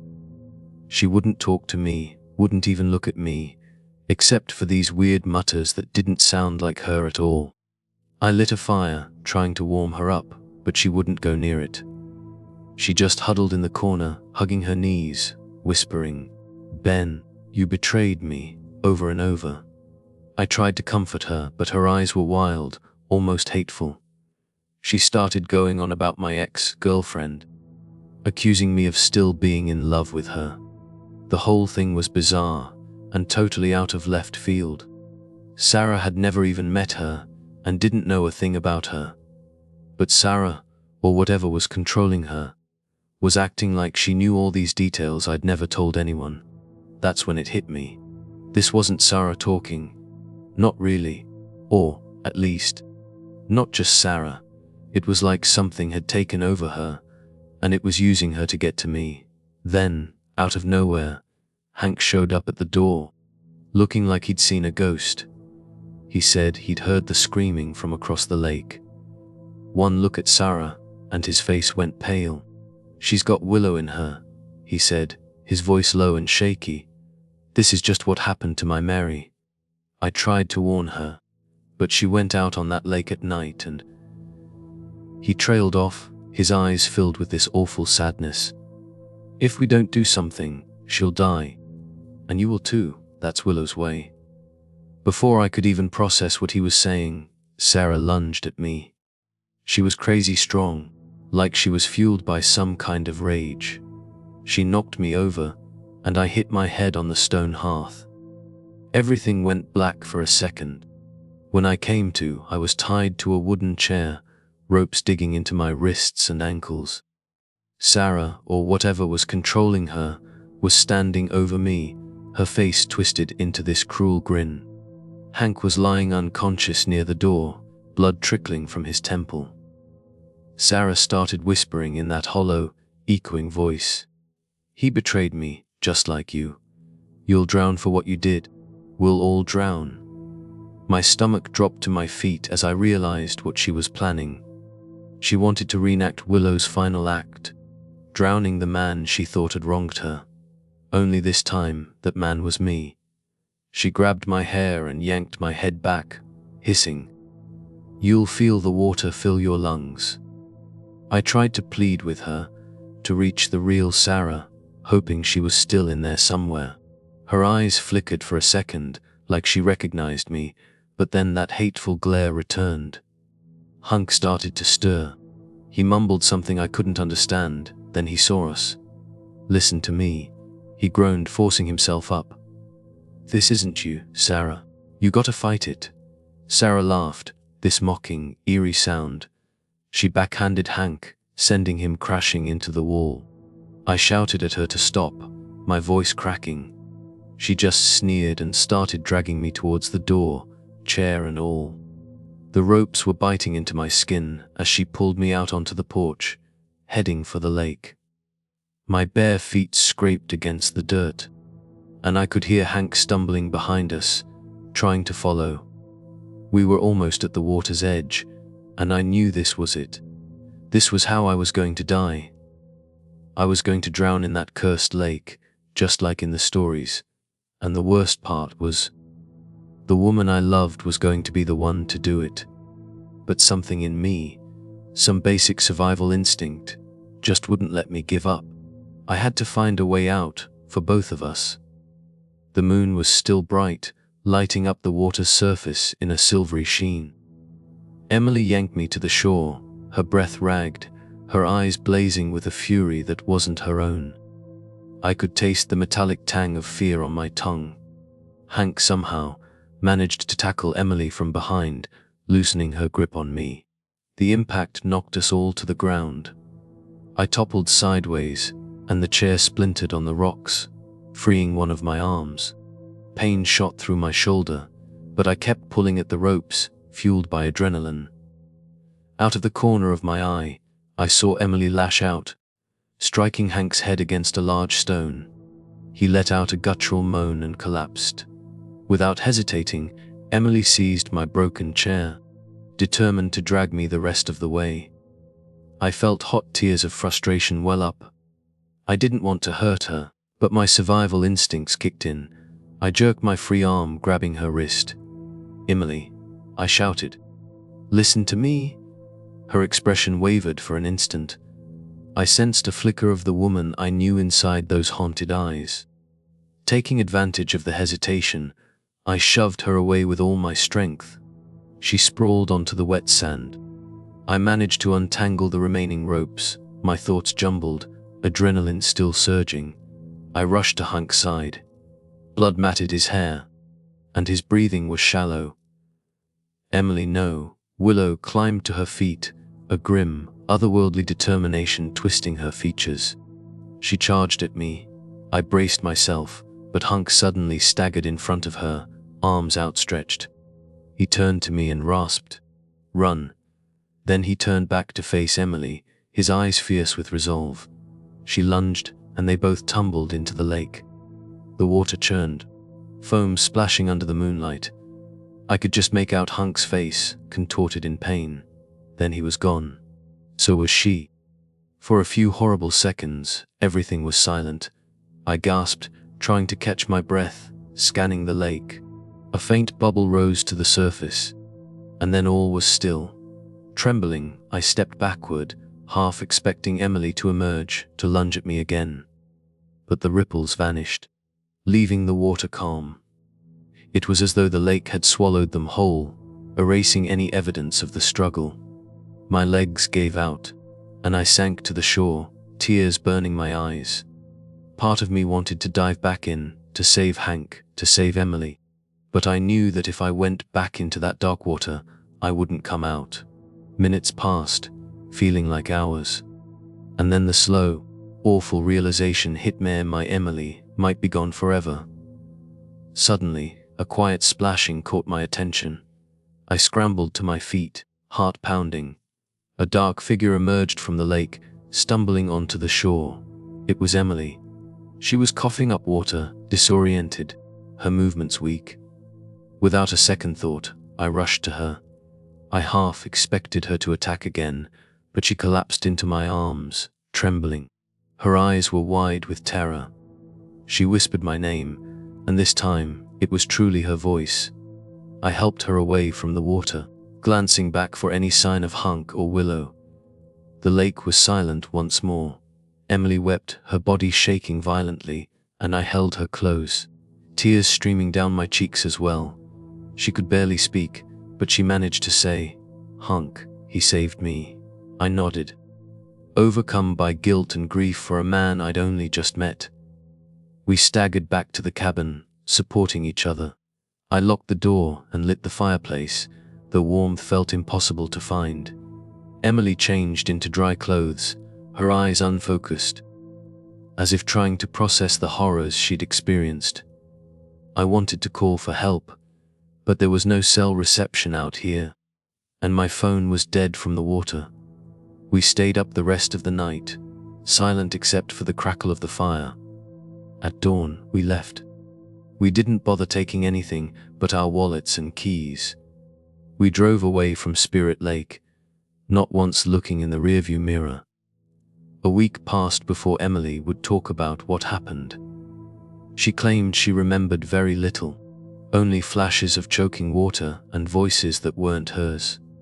She said she felt like she was in a dream, forced to watch someone else control her actions, twist her thoughts.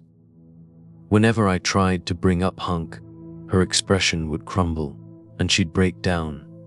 In the weeks and months that followed, Emily became a shadow of her former self.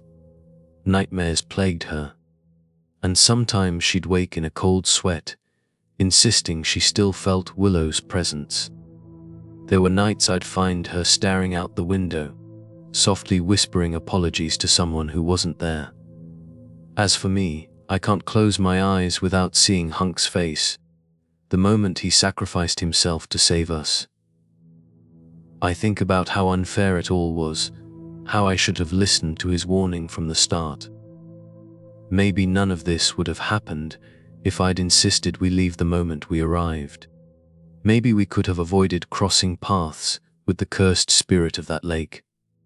We never found Hunk's body, and no one believed us when we told them what happened. They chalked it up to panic, an accident, or a storm that swept him away. Police divers never recovered anything.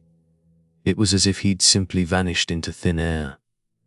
Emily and I tried to stay together after that, but our bond was forever damaged by the terror we endured. She left one day without saying goodbye, leaving only a note. "I'm sorry, Ben. I can't fight it anymore. I've searched for her, called her phone, contacted her family. No one knows where she went. Sometimes I lie awake, convinced that if I drove back to Spirit Lake, I'd find her standing at the shore, waiting.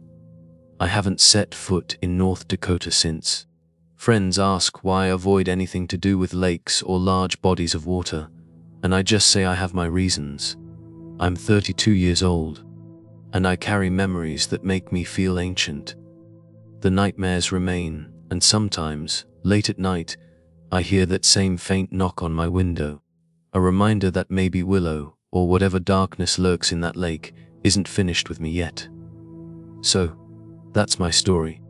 I wish it were just a bad dream, or a wild tale for a campfire, but I lived every second of it. And I lost two people I cared about in the process: Hank, the brave old man who gave everything, and Emily, the love of my life, who slipped away from me in a way I still don't fully understand. If you ever find yourself at Spirit Lake, and someone warns you to stay away after dark, please, for your own sake, listen to them. Because once Willow chooses you, there may be no going back.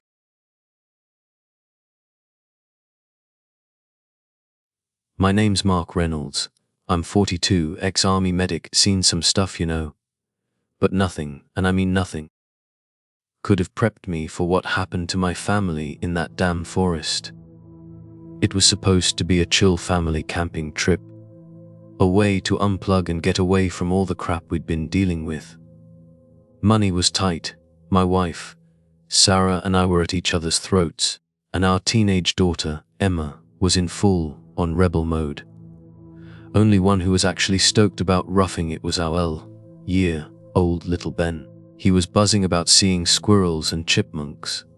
Sarah, who's 40, wanted a proper vacation, a hotel, a pool, the whole 9 yards. She works as a nurse, and a tough one. She's not the biggest fan of roughing it. But I was dead set on camping. I pictured us roasting marshmallows, telling stories around the campfire, bonding.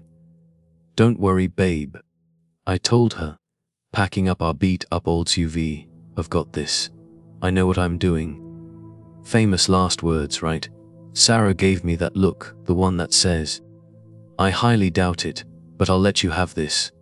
Emma, 17, just rolled her eyes, glued to her phone like always, blasting some angsty music through her headphones. Ben, on the other hand, was practically bouncing off the walls, asking if we'd see bears and wolves. I told him maybe not bears, but definitely some cool critters. We got to Blackwood National Forest that Tuesday, mid-June. Place was gorgeous, I'll give it that. Towering pines, trails wending through the trees, like something out of a postcard. We decided to set up camp off the main trail, a little deeper in. Figured it'd be quieter, more secluded. Hindsight's 20/20, they say. That was my first big screw up. That first night, we're huddled around the campfire, and this howl, like nothing I'd ever heard, cuts through the darkness. Emma, being Emma, starts teasing Ben, saying it's a werewolf hungry for little brothers. But this howl, it was weird. It almost sounded human. Ben clutched my arm, looking terrified. I told him it was probably just coyotes.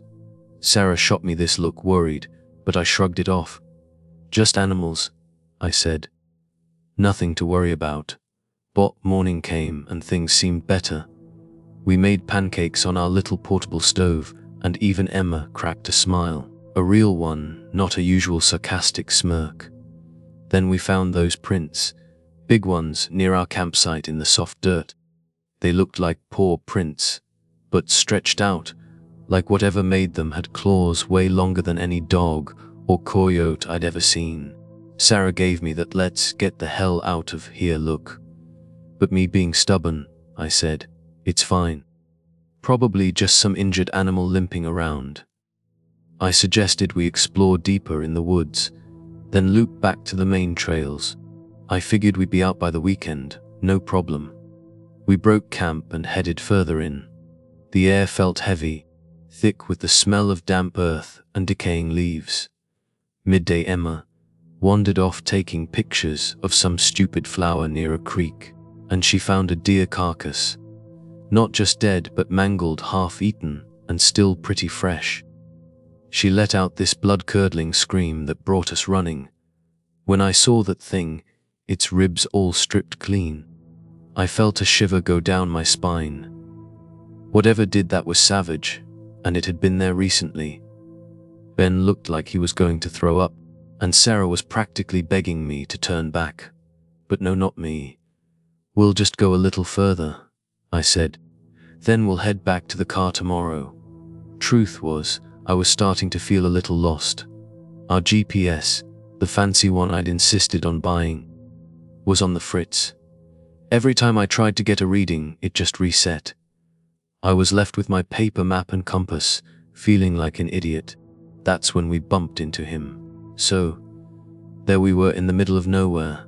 Sarah's freaking out, Ben's pale as a sheet, and Emma's gone back to being sullen and silent after the deer incident. And who do we stumble upon? A park ranger. Tall, lean guy, dressed in the standard issue uniform. He introduced himself as Ranger Hayes. Said he was patrolling the deeper parts of the forest because of some unusual activity lately. He wouldn't say what kind of activity though, just gave us this cryptic look. Now I asked him if he could point us back to a main trail. He said yeah, but something about him felt off. His eyes were bloodshot, and he kept pausing, like he was choosing his words very carefully. Still, having a ranger around, even a weird one, gave me a sense of relief, a false sense of relief as it turned out. We made camp together that night. Sarah was still on edge, but Ben seemed to calm down a little, fascinated by Ranger Hayes' stories about the forest. During dinner, Hayes started talking about local legends, specifically about this creature called the Wendigo.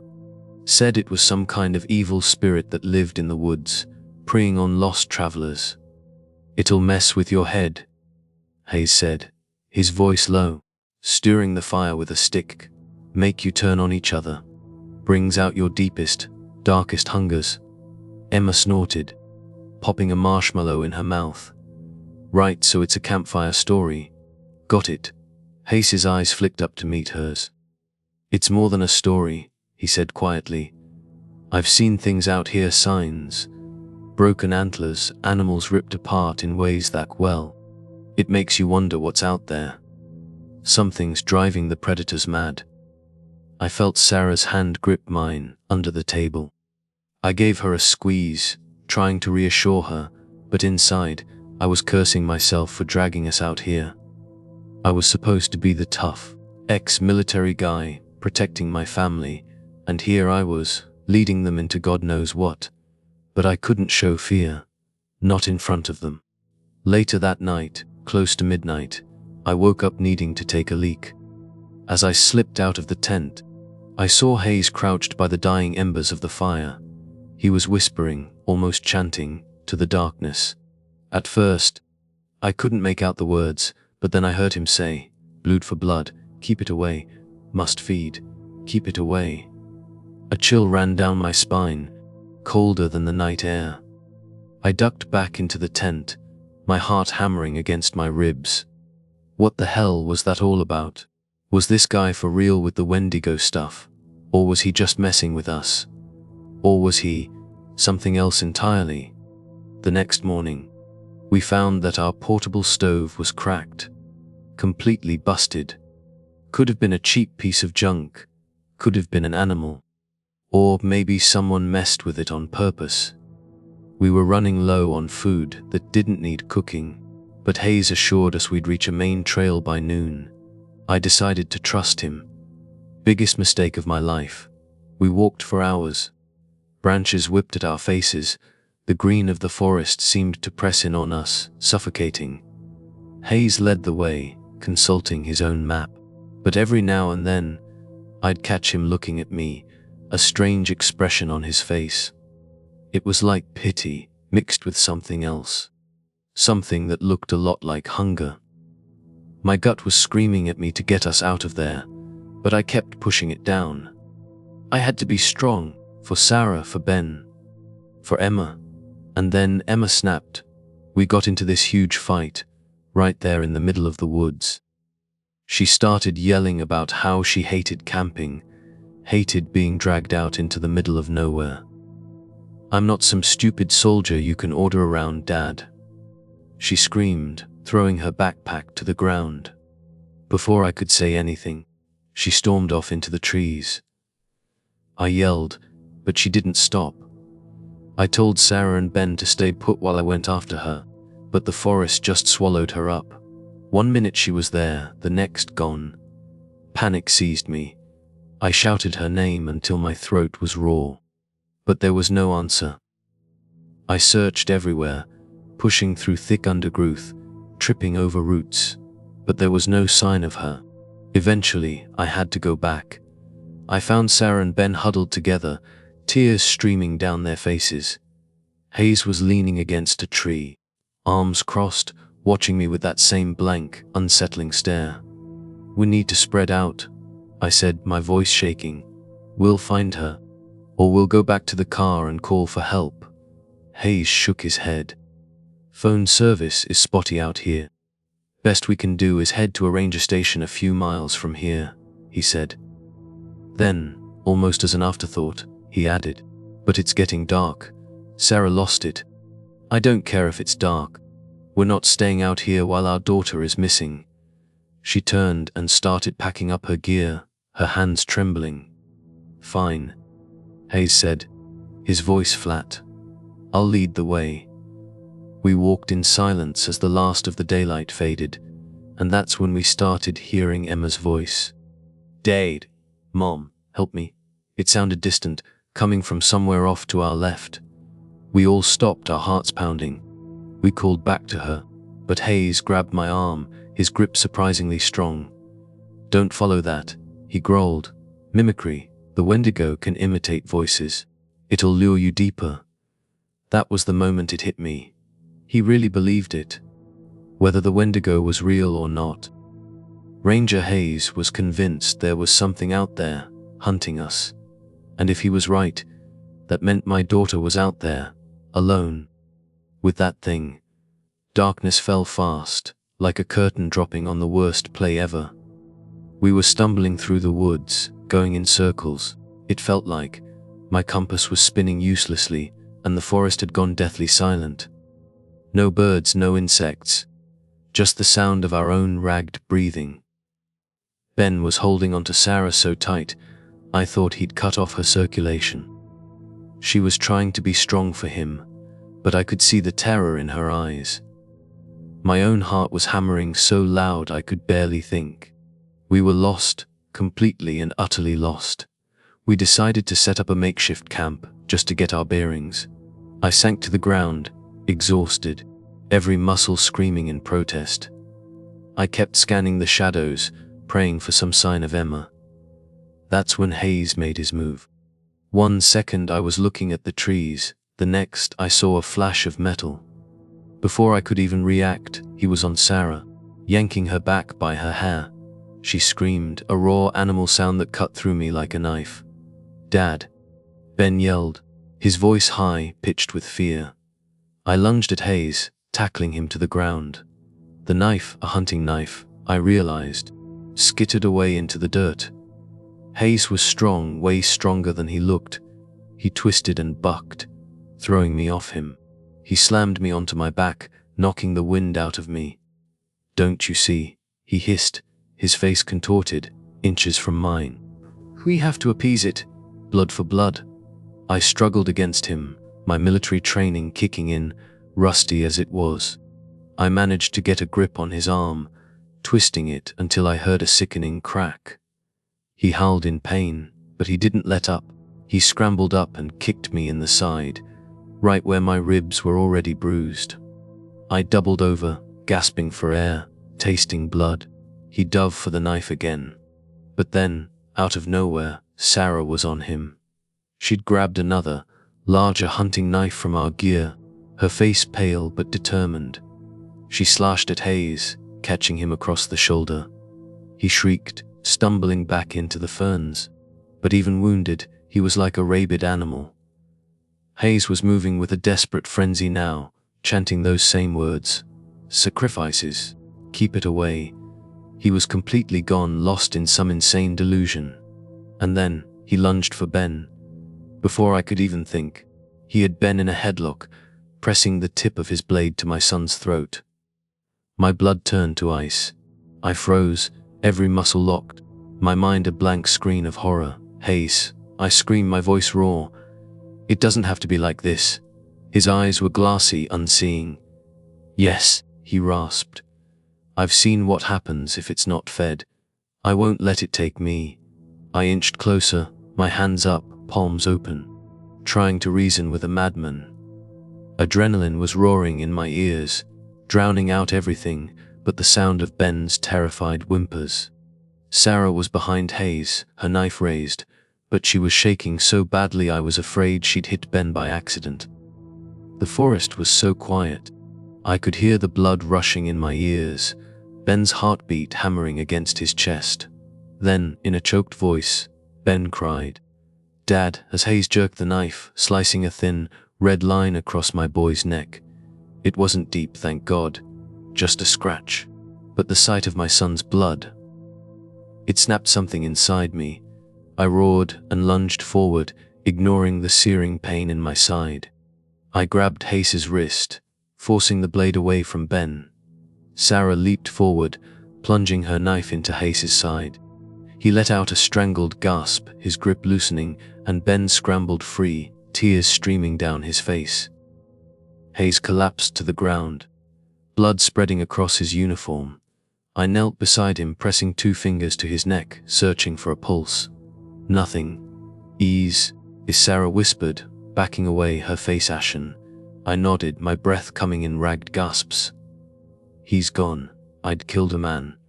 Sure, it was self-defense, defense of my family, but still, I'd taken a life. I'd been trained to save lives, and here I was." For a moment, the only sound was the rustling of leaves and our own frantic breathing. Then, an unearthly wail ripped through the silence. It was high-pitched, keening, like the cry of some tortured animal, and it made my hair stand on end. We all looked up, our eyes wide with terror. My mind tried to rationalize it, to tell me it was just an animal, or the wind. But deep down, I knew. Sarah grabbed Ben, pulling him close. "We have to find Emma," she said, her voice trembling but firm. I nodded, staggering to my feet.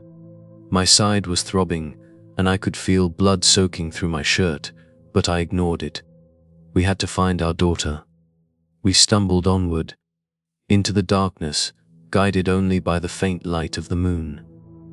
The The temperature seemed to drop with every step, and each breath felt like ice in my lungs.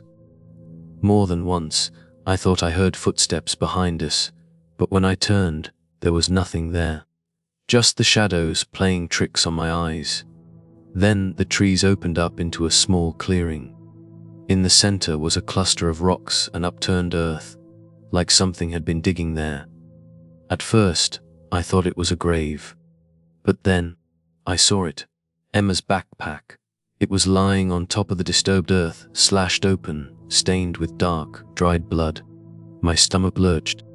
"Emma," I shouted, my voice echoing through the silent clearing. No answer. We spread out, searching frantically around the clearing, and that's when I saw them. Footprints. Massive, misshapen footprints leading away from the clearing into an even darker part of the forest. They were just like the ones we'd seen before, only bigger, much bigger. "Stay here," I told Sarah and Ben, my voice hoarse. "I'm going after her." I started to follow the prints, each step heavier than the last, my heart pounding so hard I could barely think. And then I saw it. Standing at the edge of the trees, so tall it seemed to blend in with the darkness, was a figure. Gaunt, impossibly tall, with eyes that glowed like embers in the faint moonlight. I saw twisted antlers, impossibly large, protruding from its head, and long, skeletal arms that ended in clawed fingers. It opened its mouth, and that same unearthly wail filled the night air again, a sound of pure hunger and rage. The Wendigo. I stumbled back, nearly tripping over a gnarled tree root. My mind was screaming at me to run, to get the hell out of there, but my legs felt like lead. The creature, the Wendigo, if that's what it really was, stood there, at the edge of the trees, its ragged breath wheezing in its throat. It was like something out of a nightmare, a twisted mockery of a human form. Sarah and Ben must have heard the creature's wail, because they came running towards me, their faces white with terror. "Get back," I roared, motioning them away. "Get out of here." But the Wendigo was already moving, lurching forward with a speed that defied its size. It was coming for us, its claws outstretched, its glowing eyes fixed on us with predatory hunger. I grabbed a broken branch from the ground, thick and heavy, brandishing it like a club. It was a pathetic weapon against that thing, but it was all I had. My eyes darted around, searching for any kind of advantage. We were close to a ravine, I realized. I could see the slope dropping off sharply to my left in the dim moonlight. In the chaos, I heard Ben crying out for Emma, and Sarah screaming at me not to do anything foolish. But I already had a plan, a crazy, desperate plan. "Get out of here," I yelled at Sarah and Ben. "Find help now." Sarah's eyes filled with tears. "Nate, no," she pleaded. "Go," I roared, my voice cracking. She hesitated for a moment, then grabbed Ben's hand, tears streaming down her face, and they vanished into the shadows. The Wendigo lunged at me, its claws raking the air inches from my face. I tossed a flare I always carried, forcing the creature back with a screech of pain as the red light burned its eyes. I had seconds. I sprinted towards the ravine's edge, my lungs burning, my vision blurring from the pain in my side. But I pushed on, fueled by adrenaline and a desperate hope that I could somehow save my family. The creature was right behind me. I could hear its ragged breathing, feel its claws tearing at my shoulder, ripping through my shirt and leaving 3 deep gashes. I nearly collapsed, but I forced myself to stay upright. Another few feet, and I was at the top of the ravine. I spun around, swinging my makeshift club with all my might. The blow connected with the Wendigo's ribs, and I heard a sickening crunch. It shrieked, a sound of pure agony, but it didn't stop. I dropped low, using my own momentum to slam into its legs, trying to knock it off balance. We both went tumbling over the edge, a flailing tangle of limbs. The world became a blur of earth and sky as we crashed down the slope. Branches and rocks battered me from every angle. My head slammed against something hard, and a dizzying blackness threatened to consume me. I felt the Wendigo's bony frame wrench away from me at some point. My last coherent thought was of Sarah, Ben, and Emma, praying that they would make it out of that cursed forest alive. When I came to, the first rays of dawn were filtering through the trees. My entire body was a symphony of pain. I was lying half buried in leaves at the bottom of the ravine, bruised, battered, and bleeding. The Wendigo was gone. No tracks, no blood, nothing. For a moment, I wondered if I'd imagined the whole thing, if it had all been some kind of fever dream. But then I felt the stinging gashes on my shoulder, saw the torn earth from our fall. I crawled out of the ravine, using nearby rocks for support, and stumbled through the forest in a daze. After what felt like an eternity, I heard voices, park rangers, real ones this time. They found me delirious and near hypothermic. Sarah and Ben were with them, both sobbing uncontrollably when they saw me. I collapsed at their feet, unconsciousness claiming me once more. Later, they told me that a search party had been out all night after Sarah and Ben managed to reach the ranger station. The authorities questioned me, but I could barely speak, consumed by a fever that raged for days. When I finally regained consciousness in the hospital, I learned the truth, the awful truth. They had found Emma's body about a mile from our final campsite. It was partially devoured. The authorities called it an animal attack, maybe a bear or a pack of coyotes. They said they also found the body of a man in a blood-stained ranger uniform, identified as Robert Hayes. They offered no explanation for what he was doing out there, or why he attacked us. Sarah and Ben were physically unharmed, but the emotional scars, those would never fade.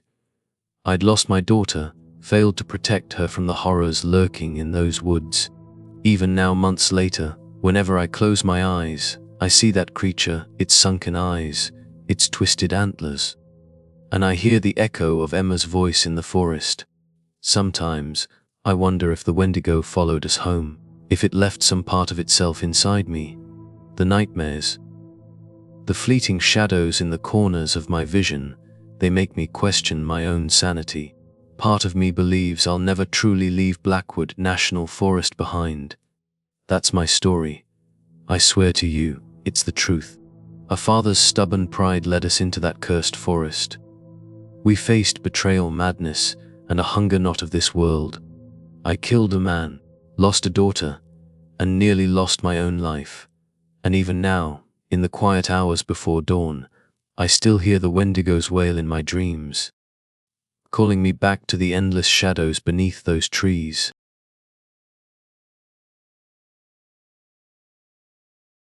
My name is Sarah Jenkins, I'm 29, and I'm about to tell you about something that happened last October in Blackwood State Forest, Oregon. My boyfriend Mark, who just turned 32, somehow talked me into taking a break from our crazy city lives. He'd found this cabin online, supposedly charming, totally off the grid, in the middle of nowhere. Looking back, agreeing to go was the biggest mistake of my life. We got there on one of those perfect fall afternoons. You know the kind, leaves turning all bright orange and yellow, a little bit of mist hanging in the air. Mark was practically skipping around, whistling some tune I didn't recognize, as he hauled our stuff out of the trunk. We'd packed light, just some cheap flashlights we picked up last minute, a first aid kit that was probably half empty, a bunch of those freeze-dried meals that taste like cardboard, and our sleeping bags. Mark kept saying we needed it to rough it, for a more authentic experience. I'm usually the planner, the cautious one, but I was so stressed from my job, from the city, from, well, everything. I just wanted some peace and quiet with Mark. Maybe even find that spark we used to have. The cabin was small, really rustic, no electricity, no running water. Just a wood, burning stove and an old gas lantern that looked like it hadn't been used in decades. The windows were dusty, and that front door creaked like something out of a horror movie every time we opened it. The first thing I noticed were these weird carvings on the doorframe. They looked like symbols, all circles intersecting with triangles. I pointed them out to Mark, but he just shrugged. "Probably from the people who stayed here before," he said, already dropping our backpacks onto the creaky floorboards. That first afternoon and evening, things were normal enough. We hiked a short trail, gathered some firewood. Mark kept making jokes about being on one of those survival shows. We struggled to get that old gas lantern working, but we eventually gave up and made a small fire in the cabin's fireplace. I remember how quiet it was. Almost too quiet, like the forest was holding its breath or something. But it was peaceful. We ate our freeze-dried stew, which wasn't half bad, and for a minute, it was actually nice. Just the two of us, no phones, no emails, no deadlines. But that first night, everything started to change. Around midnight, I was drifting off in my sleeping bag when I heard it, a soft, kind of melodic humming. It sounded like it was coming from the woods all around the cabin. At first, I thought it was the wind, but it had a pattern, almost like a lullaby. I nudged Mark. "Hey, do you hear that?" He just grunted, opened his eyes for a second, and mumbled, "Probably just the wind in the trees," then rolled over and shut his eyes again. He didn't seem worried, so I tried to tell myself it was nothing, just the wind. Morning came with a light drizzle. We ate some instant oatmeal and decided to explore a bit. On a tree near the cabin, I saw more of those strange carvings. These were more intricate, like letters from some alphabet I'd never seen. They gave me the creeps, but Mark still wasn't bothered. "Just some teenagers messing around," he said. But as we walked deeper into the forest, there were more trees with these symbols, curved lines, spirals, things that looked like runes. And they looked old, like they'd been there for years. The drizzle turned into a steady rain, and the path was getting slippery. By late afternoon, it was a full-on downpour. We were soaked muddy. And we realized we were running low on dry firewood because Mark had insisted we only bring a small bundle from the car. We went back to the cabin, hung our wet clothes by the fireplace, and tried to warm up. The gas lantern was barely flickering in the corner, and I started to feel a knot in my stomach. Everything felt more ominous now that we were cold and wet. That night, the humming came back, only louder. It seemed to weave through the trees, and this time, it was mixed with what sounded like footsteps on the wet leaves outside. I sat up, my heart pounding, and shook Mark awake. He listened, his face looking serious for once. "Could be some local kids messing with us," he said, but even he didn't sound like he believed it. He grabbed one of our cheap flashlights and went to the window. When he shone it outside, the beam was so weak it barely lit up anything, just a few tree trunks and the swirling fog. We hardly slept that night, and when we woke up to a grey, foggy morning, I was exhausted, and Mark was on edge. And for once, he didn't just brush off my concerns. We went outside to look for any signs of who or what had been out there. That's when we saw them. Fresh footprints in the mud around the cabin. Bare footprints, adult-sized, circling the whole place.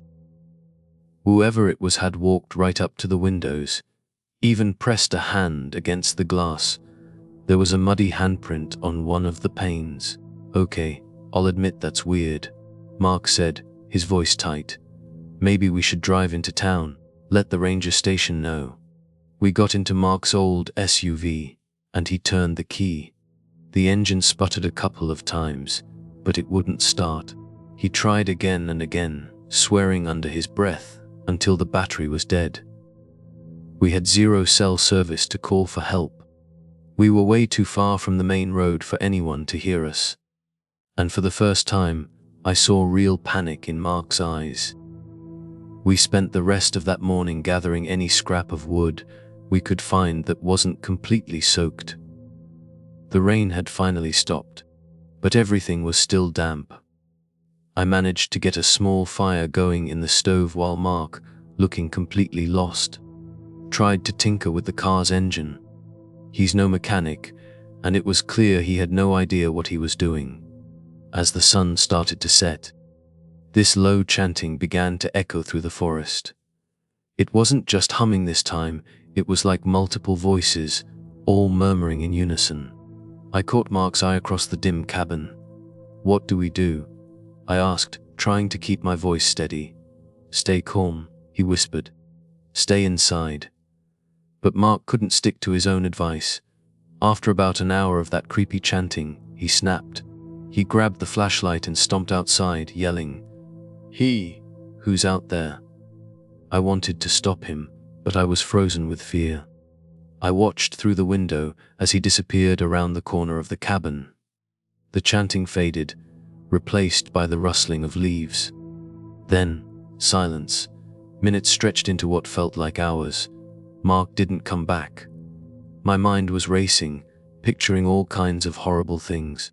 Every few minutes, I'd open the door and call his name, but only my own voice echoed back. Desperate, I lit a second candle and went onto the porch. The flashlight he'd taken was nowhere in sight. Just when I was about to go look for him, I heard footsteps crunching in the mud. Mark stumbled into view, panting. His shirt was torn, his arms were covered in scratches, and his eyes looked wild. "Sarah," I saw something, I saw her. My entire body went cold. "Who?" He collapsed onto a chair. "Some woman, long hair, filthy." She was humming, and when I got close, she stopped. Then she whispered my name. "Sarah." My name. He was shaking his head. I asked what she wanted, and she pointed into the woods. Everything went black for a second, and then she was gone. He wouldn't say anything else. He just stared at the floor, shivering. I helped him inside, cleaned his scratches with what little was left in our first aid kit, and tried to get him to drink some water. The night dragged on. We didn't sleep, not even for a minute. The next morning, the air in the cabin felt thick, suffocating. A heavy fog had rolled in, and I couldn't see more than a few feet out the windows. Mark started pacing, muttering to himself. He had this strange look in his eyes, like he was somewhere else. He'd glance at me, then quickly look away, like he was scared of me. "Are you okay?" I asked carefully. He just shook his head. "I can't stop hearing her voice," he whispered. "Like it's in my head." I tried to reason with him. "It's just the fear," I said. "We're stuck, it's stressful. Let's just work together and find a way out." He suddenly pointed at me, his eyes narrowing. "You're the reason we're stuck," he accused. "You made me come out here. You said you wanted a break from the city." My jaw dropped. "Mark, this was your idea." He rubbed his temples. "Shut up, just shut up. I need to think." I stepped back, a knot forming in my stomach. Mark had never spoken to me like that. He looked almost feral, paranoid. Something was very, very wrong. As the day went on, I realized we were down to our last few packets of food. We could still get water from a nearby stream, but it needed to be boiled, and our firewood supply was dangerously low. The tension between us was so thick you could cut it with a knife.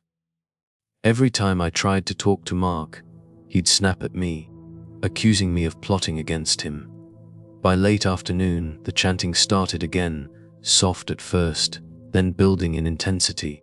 Mark stood by the window, staring out at the swirling fog. "They're calling me?" he said in a monotone voice. "She's calling me." A prickle of fear ran down my spine. "Don't go out there," I pleaded. "Please." He turned to me, and his eyes looked hollow. "Stay out of my way," he said, and then he bolted out the door. My fear for him warred with my own sense of self-preservation. But I couldn't just leave him out there. Grabbing the second flashlight, I raced after him. The thick fog swallowed me within seconds. I could barely see my own hand in front of my face, but I could hear the chanting echoing all around, coming from everywhere and nowhere at once. I took a few steps, hoping I was going in the direction Mark had taken, when a figure loomed out of the mist. I caught a glimpse of a pale face, hair matted against it, and then a hand, slender and bone-white, pressed hard against my chest, knocking me off balance. I tripped, maybe over a root or a rock, and fell backward. When I looked up, a circle of robed figures emerged from the fog. Their voices blended into that same haunting chant. One of them reached down and pulled me to my feet, gripping my arm roughly. I tried to scream, but my voice caught in my throat, choked by pure terror. They tied my wrists behind my back with a rough rope and shoved me forward, deeper into the forest. My heart was hammering in my chest. I strained to see through the fog, and my blood ran cold when I finally spotted him. It was Mark. He was standing with them, among the robed figures, his eyes unfocused. "Mark," I called out, my voice desperate, pleading. "Mark, it's me." He didn't even look at me. The robed figures, men and women, judging by their shapes, led us to a clearing. It was dark, lit only by flickering torches stuck into the muddy ground. In the center of the clearing stood a stone altar, with those same strange symbols etched into its surface, the ones from the trees, from the cabin door. And standing in front of the altar, in the shifting torchlight, I saw her. The woman Mark had described. Her hair hung in tangled strands, and her skin looked sickly pale. Her eyes were like dark pits. She raised her arms, and the chanting rose in a crescendo, a terrifying, unholy sound. It felt like the entire forest was pulsing with it. Two of the robed figures forced me to my knees by the altar, pinning me there. The woman approached. She placed a thin, cold hand under my chin and lifted my face. I felt my muscles lock, frozen in place. I couldn't tear my gaze away from hers. And then I heard a voice, whispering in my head, though her lips never moved. "You will be my offering." Time lost all meaning. The robed figures began swaying, chanting louder. I could feel the woman's presence, like a suffocating weight, pressing into my mind, filling me with dread. Out of the corner of my eye, I saw Mark again. He was still standing in the circle, his eyes blank, vacant. One of the robed figures handed him a jagged knife. My blood turned to ice. "Mark." "No," I whispered. "This isn't you." He took a shaky step forward, gripping the knife. For a second, just a split second, I thought I saw recognition flicker in his eyes. Then the woman placed a hand on his forehead, and he went rigid again. He advanced toward me. I felt around with my bound hands, desperately searching for anything I could use. My fingers brushed against a stone, small but pointed. With the last shred of willpower I had, I managed to grab it. If I could just cut the rope. The robed figures were chanting even louder now, their voices echoing off the trees. Mark raised the knife. I saw tears in his eyes, but I couldn't tell if they were his own or part of whatever nightmare had him in its grip. A surge of adrenaline kicked in. With a frantic tug, I sawed at the rope with the stone. The moment I felt the rope snap, I flung myself sideways. Mark's knife whistled through the air, missing me by inches, and clanged against the stone altar. I scrambled to my feet, clutching the sharp stone. Without thinking, I lunged at Mark, trying to knock him away from the altar, away from the circle.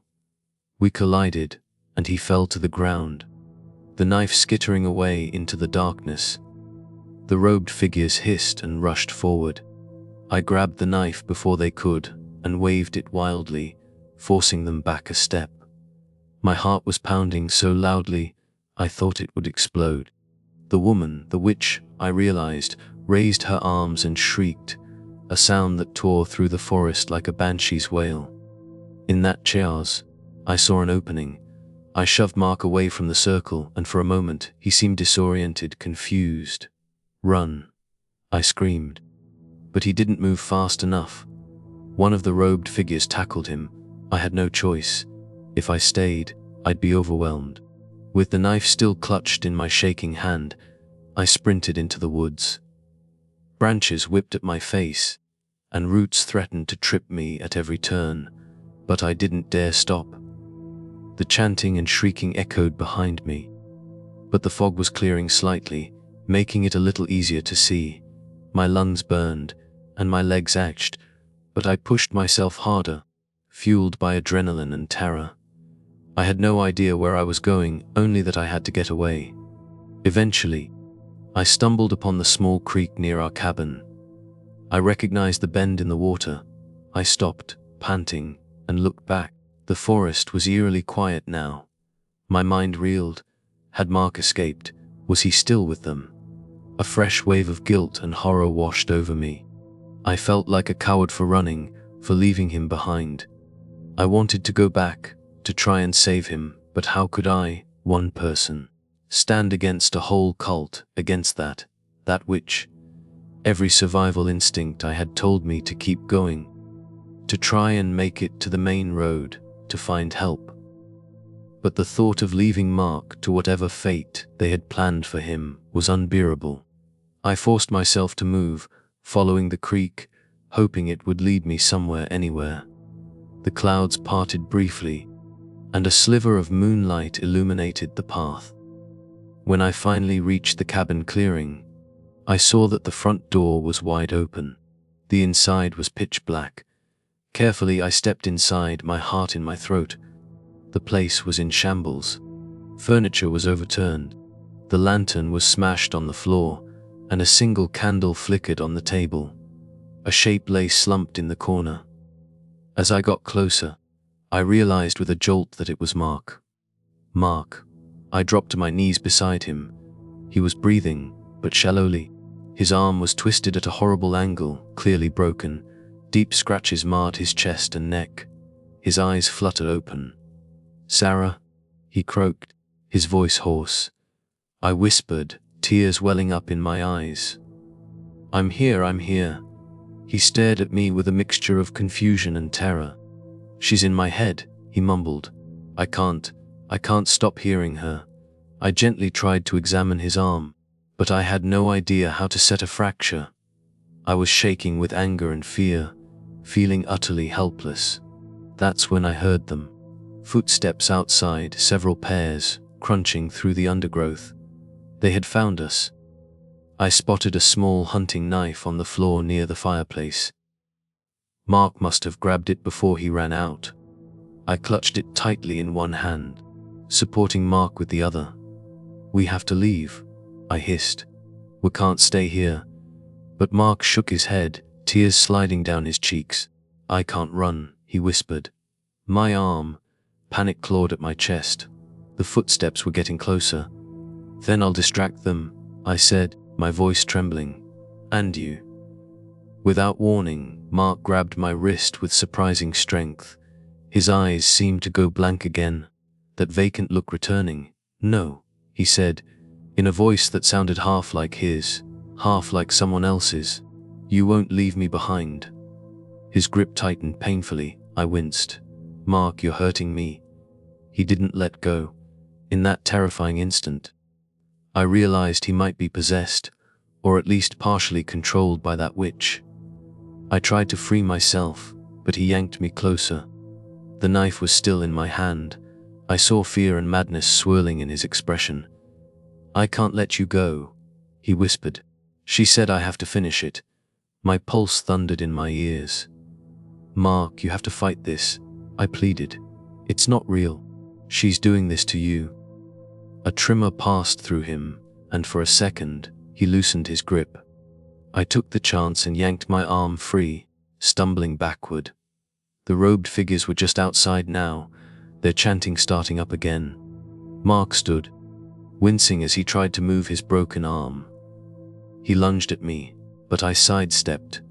It was like he wasn't fully in control of his own body, but he was still dangerous. In desperation, I raised the knife. "Don't make me do this," I begged, tears streaming down my face. He staggered forward, his eyes glassy.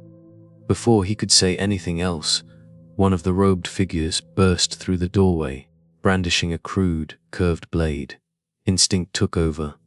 I slashed with my knife, catching the figure's arm. They cried out and fell back, but another immediately took their place. Everything became a blur of chaos.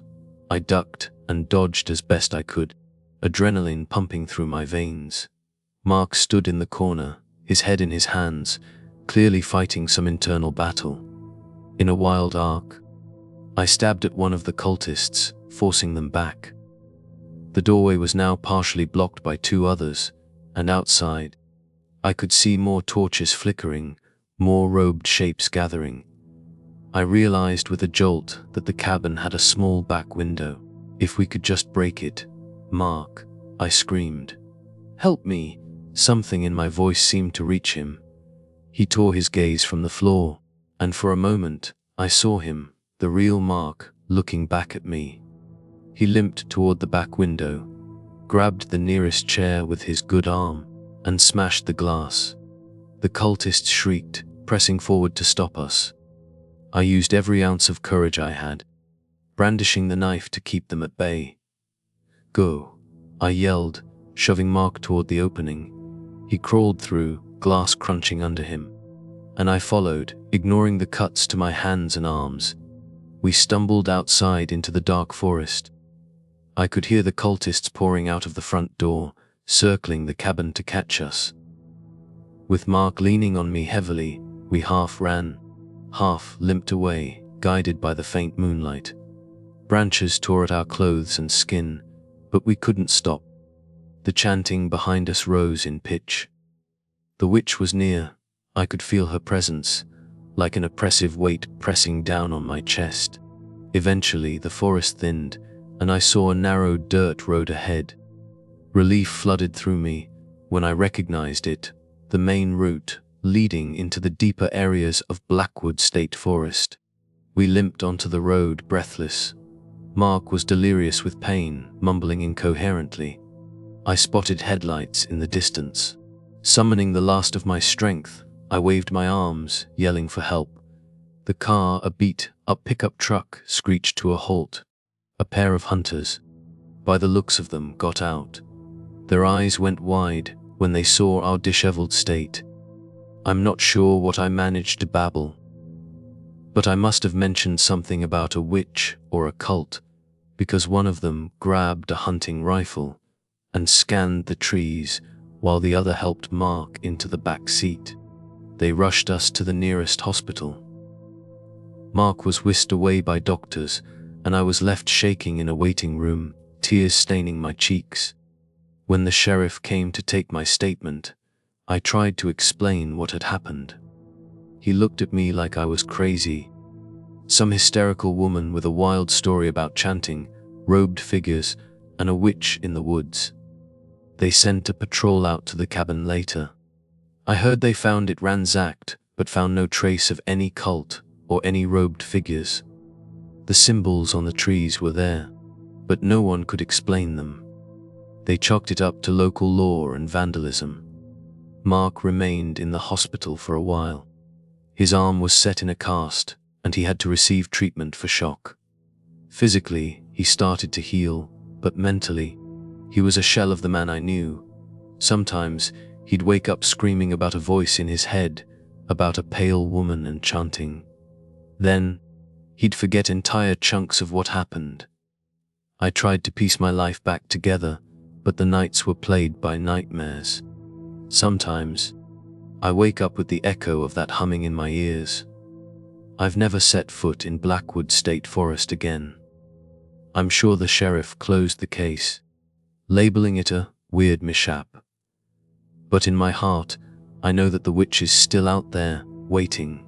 And that's the truth of what happened to me. Sarah Jenkins in those cursed woods. I don't know what that woman, or that thing, really was, but I do know we barely escaped with our lives. Part of Mark is still lost in that forest, and part of me is too.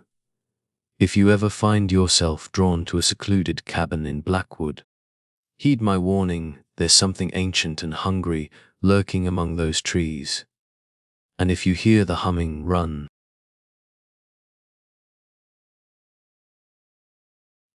My name is Jack Riley. I'm 36, and let me tell you, the last few months have been a freaking nightmare. It all started on my family's old property, out near Possum Trot Road in Monroe County, Indiana. I'm still trying to figure out what the hell was real and what was just in my head, but this is how I remember it. I rolled up to the farmhouse at sunset. The gravel driveway was choked with weeds, and the whole place looked way more beat down than I remembered from when I was a kid. See, I'd just gone through a messy divorce, and I guess I was desperate to grab onto something, anything, that felt like it belonged to me. I needed a fresh start, on my own terms. The house groaned like some old beast when I stepped inside. The floors were all warped from years of neglect, but hey, at least it was still standing. Even in the fading light, I could see the paint peeling off the walls like sunburnt skin, mold creeping along the ceiling like dark veins, and furniture buried under a mountain of dust. But you know what? Despite the musty air, I felt this weird wave of relief.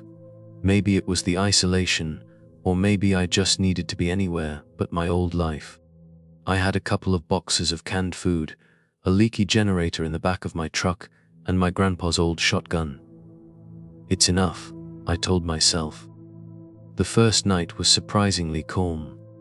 The silence out there was absolute, like the world was holding its breath. The only sound was the occasional rustle of leaves outside. I set up a cot in the old living room. It was the biggest space and pretty much free of junk.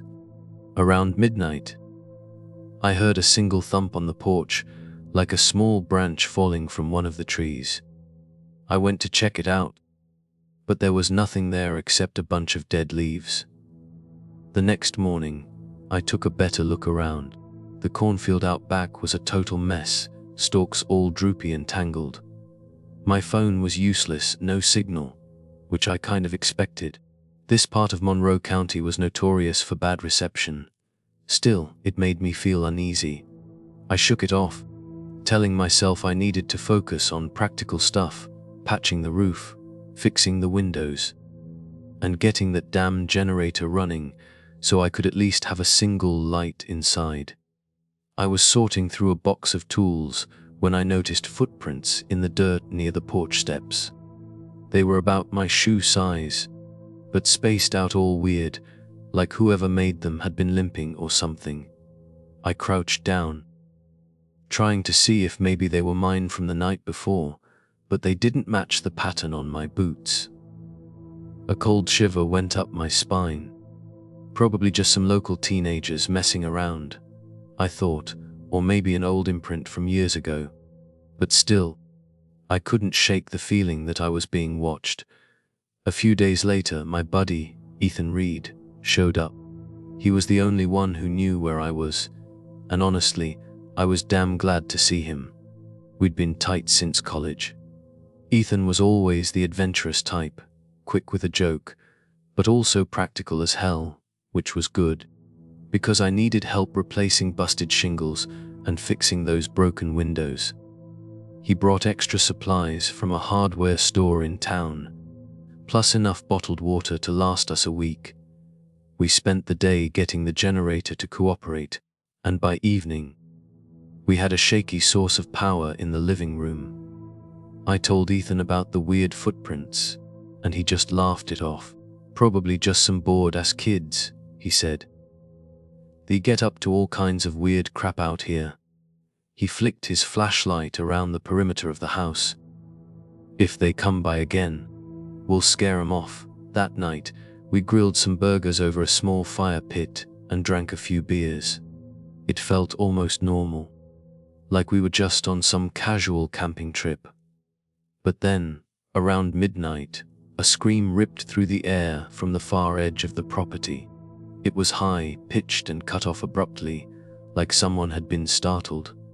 Ethan grabbed his flashlight, and we both stood there, frozen, listening. but all we heard was silence. In the morning, Ethan said he had to head back into town for more supplies. He gave me this odd look as he climbed into his car. "You sure you're right out here, man?" he asked. I just shrugged. I was determined to make this farm my home again, no matter how creepy things felt. Ethan promised he'd be back the next day. I spent the rest of that afternoon patching a hole in the bedroom ceiling. As the sun started to set, I tried to ignore the feeling of being watched through the grimy windows. Every time I went outside, I'd catch glimpses of movement at the tree line, shadows that looked like someone darting behind a trunk. But whenever I went to check, the woods were empty. I felt like an idiot jumping at shadows. That night, sleep was impossible.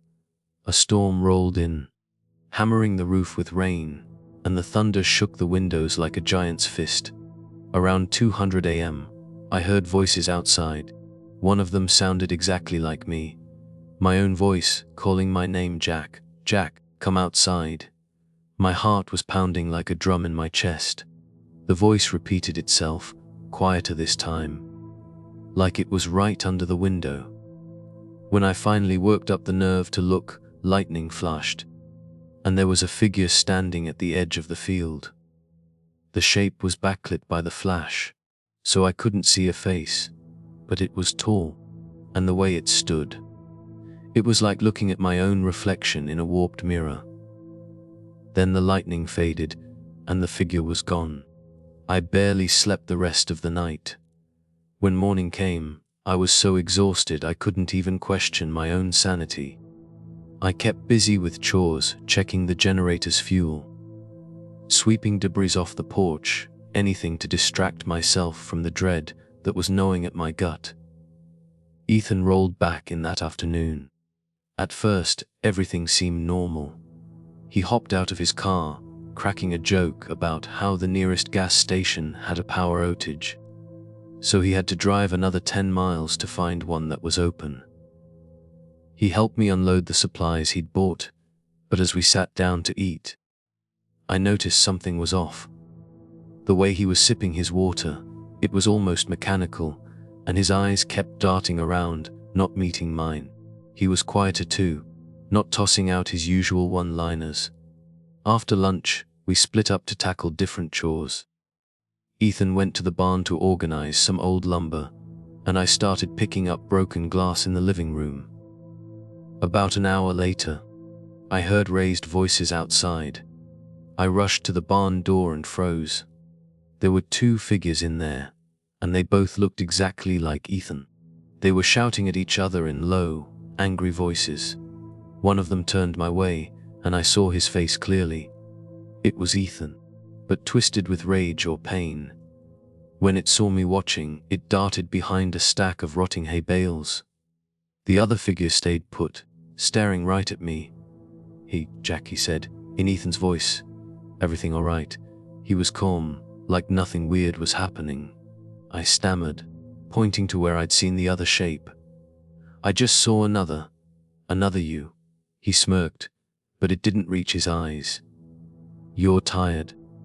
Man, I told you this place was messing with your head. Why don't you lie down?" He brushed past me, patting my shoulder in a way that felt disturbingly cold.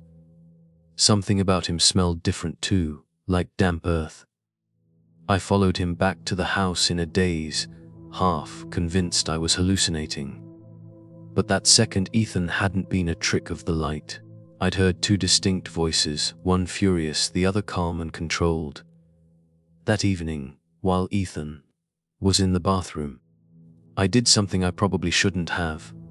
I went through his duffel bag. There, buried under a spare set of clothes, was a blood-stained hunting knife. The handle looked old, worn almost smooth, and beneath it, a bundle of twisted sticks tied together with twine, forming some kind of crude doll. It looked vaguely like a person, but with a wide, gaping mouth. A chill went through me. I zipped the bag shut just as Ethan came back in. He gave me this hard look, like he knew what I'd done, but he didn't say anything. Instead, he moved toward the kitchen. rummaging around like he was looking for something.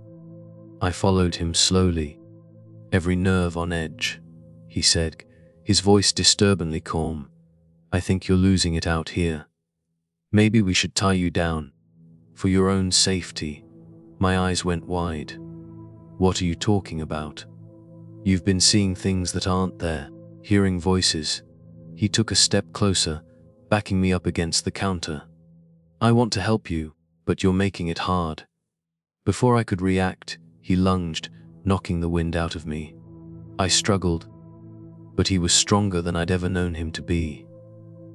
He twisted my arm behind my back until I screamed. I felt the cold plastic of a zip tie tighten around my wrists. The room started to spin as he dragged me out to the barn, cursing under his breath about preparations. He tied me to a beam with rough rope, my feet barely touching the ground. The storm from earlier had left puddles inside, and I felt the cold dampness seeping through my shoes. Rain dripped from the roof, each drop echoing in the silent barn. Above me, the rafters flickered in the light of a single bulb powered by the generator. Once he was gone, I had time to test the ropes.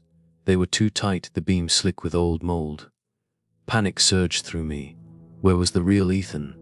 Was this thing that looked like him the same creature I'd glimpsed in the cornfield? Eventually, I drifted off into a fitful sleep, a haze of terror and exhaustion. I woke to the sound of voices outside the barn. One was definitely Ethan's. The other voice, it also sounded like Ethan's, but deeper, raspier, filled with a chilling rage. They were arguing, but I couldn't make out the words. Then, silence. The barn door creaked open. I braced myself, heart hammering. But instead of the doppelganger, I saw Ethan, my actual friend. Or so I hoped, rush in. His eyes were wild, darting around. He ran to me and quickly cut the rope. "Jack," he hissed. "They have to get out of here now." My throat felt raw. I wasn't even sure if I could speak without choking. He grabbed my arm, and we stumbled out into the open. The moon hung low, casting the farm in a pale, silvery light. The broken-down house looked even more eerie, its windows like vacant eyes. Around the corner, I spotted something on the ground, a body. As we got closer, I recognized the jacket. It was Ethan's jacket. My stomach lurched. "Is that?" I stammered, staring at the corpse's twisted neck and shredded throat. The face, half hidden in shadow, looked exactly like Ethan. Blood matted the dirt around it. The Ethan beside me trembled. "Jack." That stopped. He stopped, coughing violently.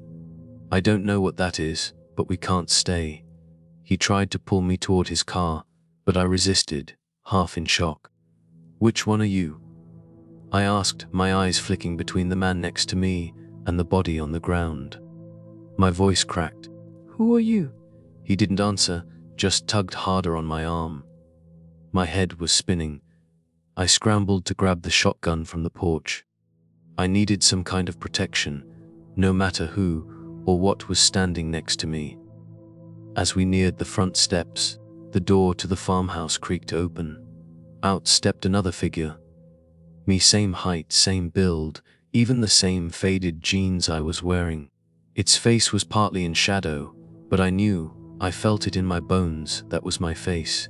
It opened its mouth, whispering, "Jack, help me," in my own voice. The Ethan beside me let out a ragged shout and fired a pistol he'd pulled from his waistband. The figure jerked back, then vanished into the darkness. My ears rang from the shot. I noticed the bullet had shattered one of the windows. When I turned back to the yard, the body wearing Ethan's clothes was gone. There was only a smear of blood on the ground. I stumbled forward. Where did it go? Did it crawl away? Ethan grabbed my shoulder. "Doesn't matter. We have to leave now." We rushed to his car, fumbling for the keys. As soon as we got inside, Ethan froze, staring at something in the rearview mirror. "Lock the doors," he muttered, his voice quivering. I pressed the button, and the soft click echoed in the cramped interior. Outside, The night seemed to press in on us, every shadow a potential threat. He turned the key. The engine coughed, but it wouldn't start. Panic flared. He tried again, pumping the gas, but the car only sputtered, refusing to turn over. Damn it, he cursed. I filled up the tank yesterday. This shouldn't be happening. Fear propelled me. Let's just run, I said. We can cut through the woods, find help at the next farm. We got out, glancing around for any sign of those things. The wind carried a low, almost human moan from the direction of the barn. That was all the encouragement we needed. We sprinted toward the dense tree line, the moon our only guide. Branches whipped at our faces, and the undergrowth snagged at our ankles. My lungs burned as we pushed deeper into the woods. Then, abruptly, the trees opened into a small clearing. At its center stood a crude altar made of stones and rotted timber. A twisted effigy perched on top, just like the one I'd found in Ethan's bag, only larger, more detailed. It was shaped like a man, but with a hollow face, its mouth a gaping, hurting. The stench of decay made me gag. A rustle behind us made me whirl around. A group of shadowy figures circled the clearing, each one bearing a sickening resemblance to either Ethan or me, their faces partially obscured by the darkness. They moved in unison, their heads tilting at the same unnatural angle. I heard a hiss from one of them. It's time. Suddenly, hands grabbed me from behind, pulling me backward. Ethan lunged, trying to free me, but two figures seized him as well. They were strong, inhumanly so. They dragged us to the altar, my mind reeling with panic. I tasted copper, realizing I'd bitten my tongue in the struggle. One of them, wearing my face, hissed into my ear. "We feed on fear, we feed on you." Its breath smelled of damp soil, like the earth in a fresh grave. They tied me to the altar with thick rope, the same coarse texture as the one Ethan had used in the barn. I saw them tie Ethan down on the other side. My doppelganger hovered above me, its eyes glinting in the moonlight. I struggled, screaming, kicking, but it was no use. A hoarse whisper rose among them, some twisted chant that rattled my bones. This was more than just one creature. It was an ancient presence that thrived on isolation, on driving people insane.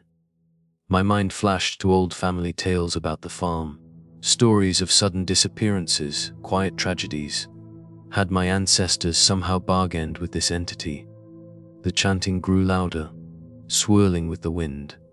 I felt the ropes around me loosen as the group parted, distracted by some invisible command. Maybe this was my chance. My heart thundered. With all my might, I twisted my wrists, ignoring the pain of the rope cutting into my skin. The knot slipped, slightly. I managed to jerk one arm free, then the other. I scrambled to untee my ankles. Ethan was watching me, his eyes pleading. I tried to reach for him, but the chanting figures suddenly noticed my escape. One lunged at me. I grabbed a jagged rock from the altar and smashed it into the creature's head. It stumbled back with an unnerving cry, a warped echo of my own voice. That moment of chaos was enough. I scrambled over to Ethan and helped him free one of his hands. Together, we kicked off the ropes. The figures rushed us, hissing and snarling. We bolted into the woods, adrenaline pouring through our veins. I didn't dare look back. My only goal was to run until I found civilization, until the sun rose, until anything made sense again.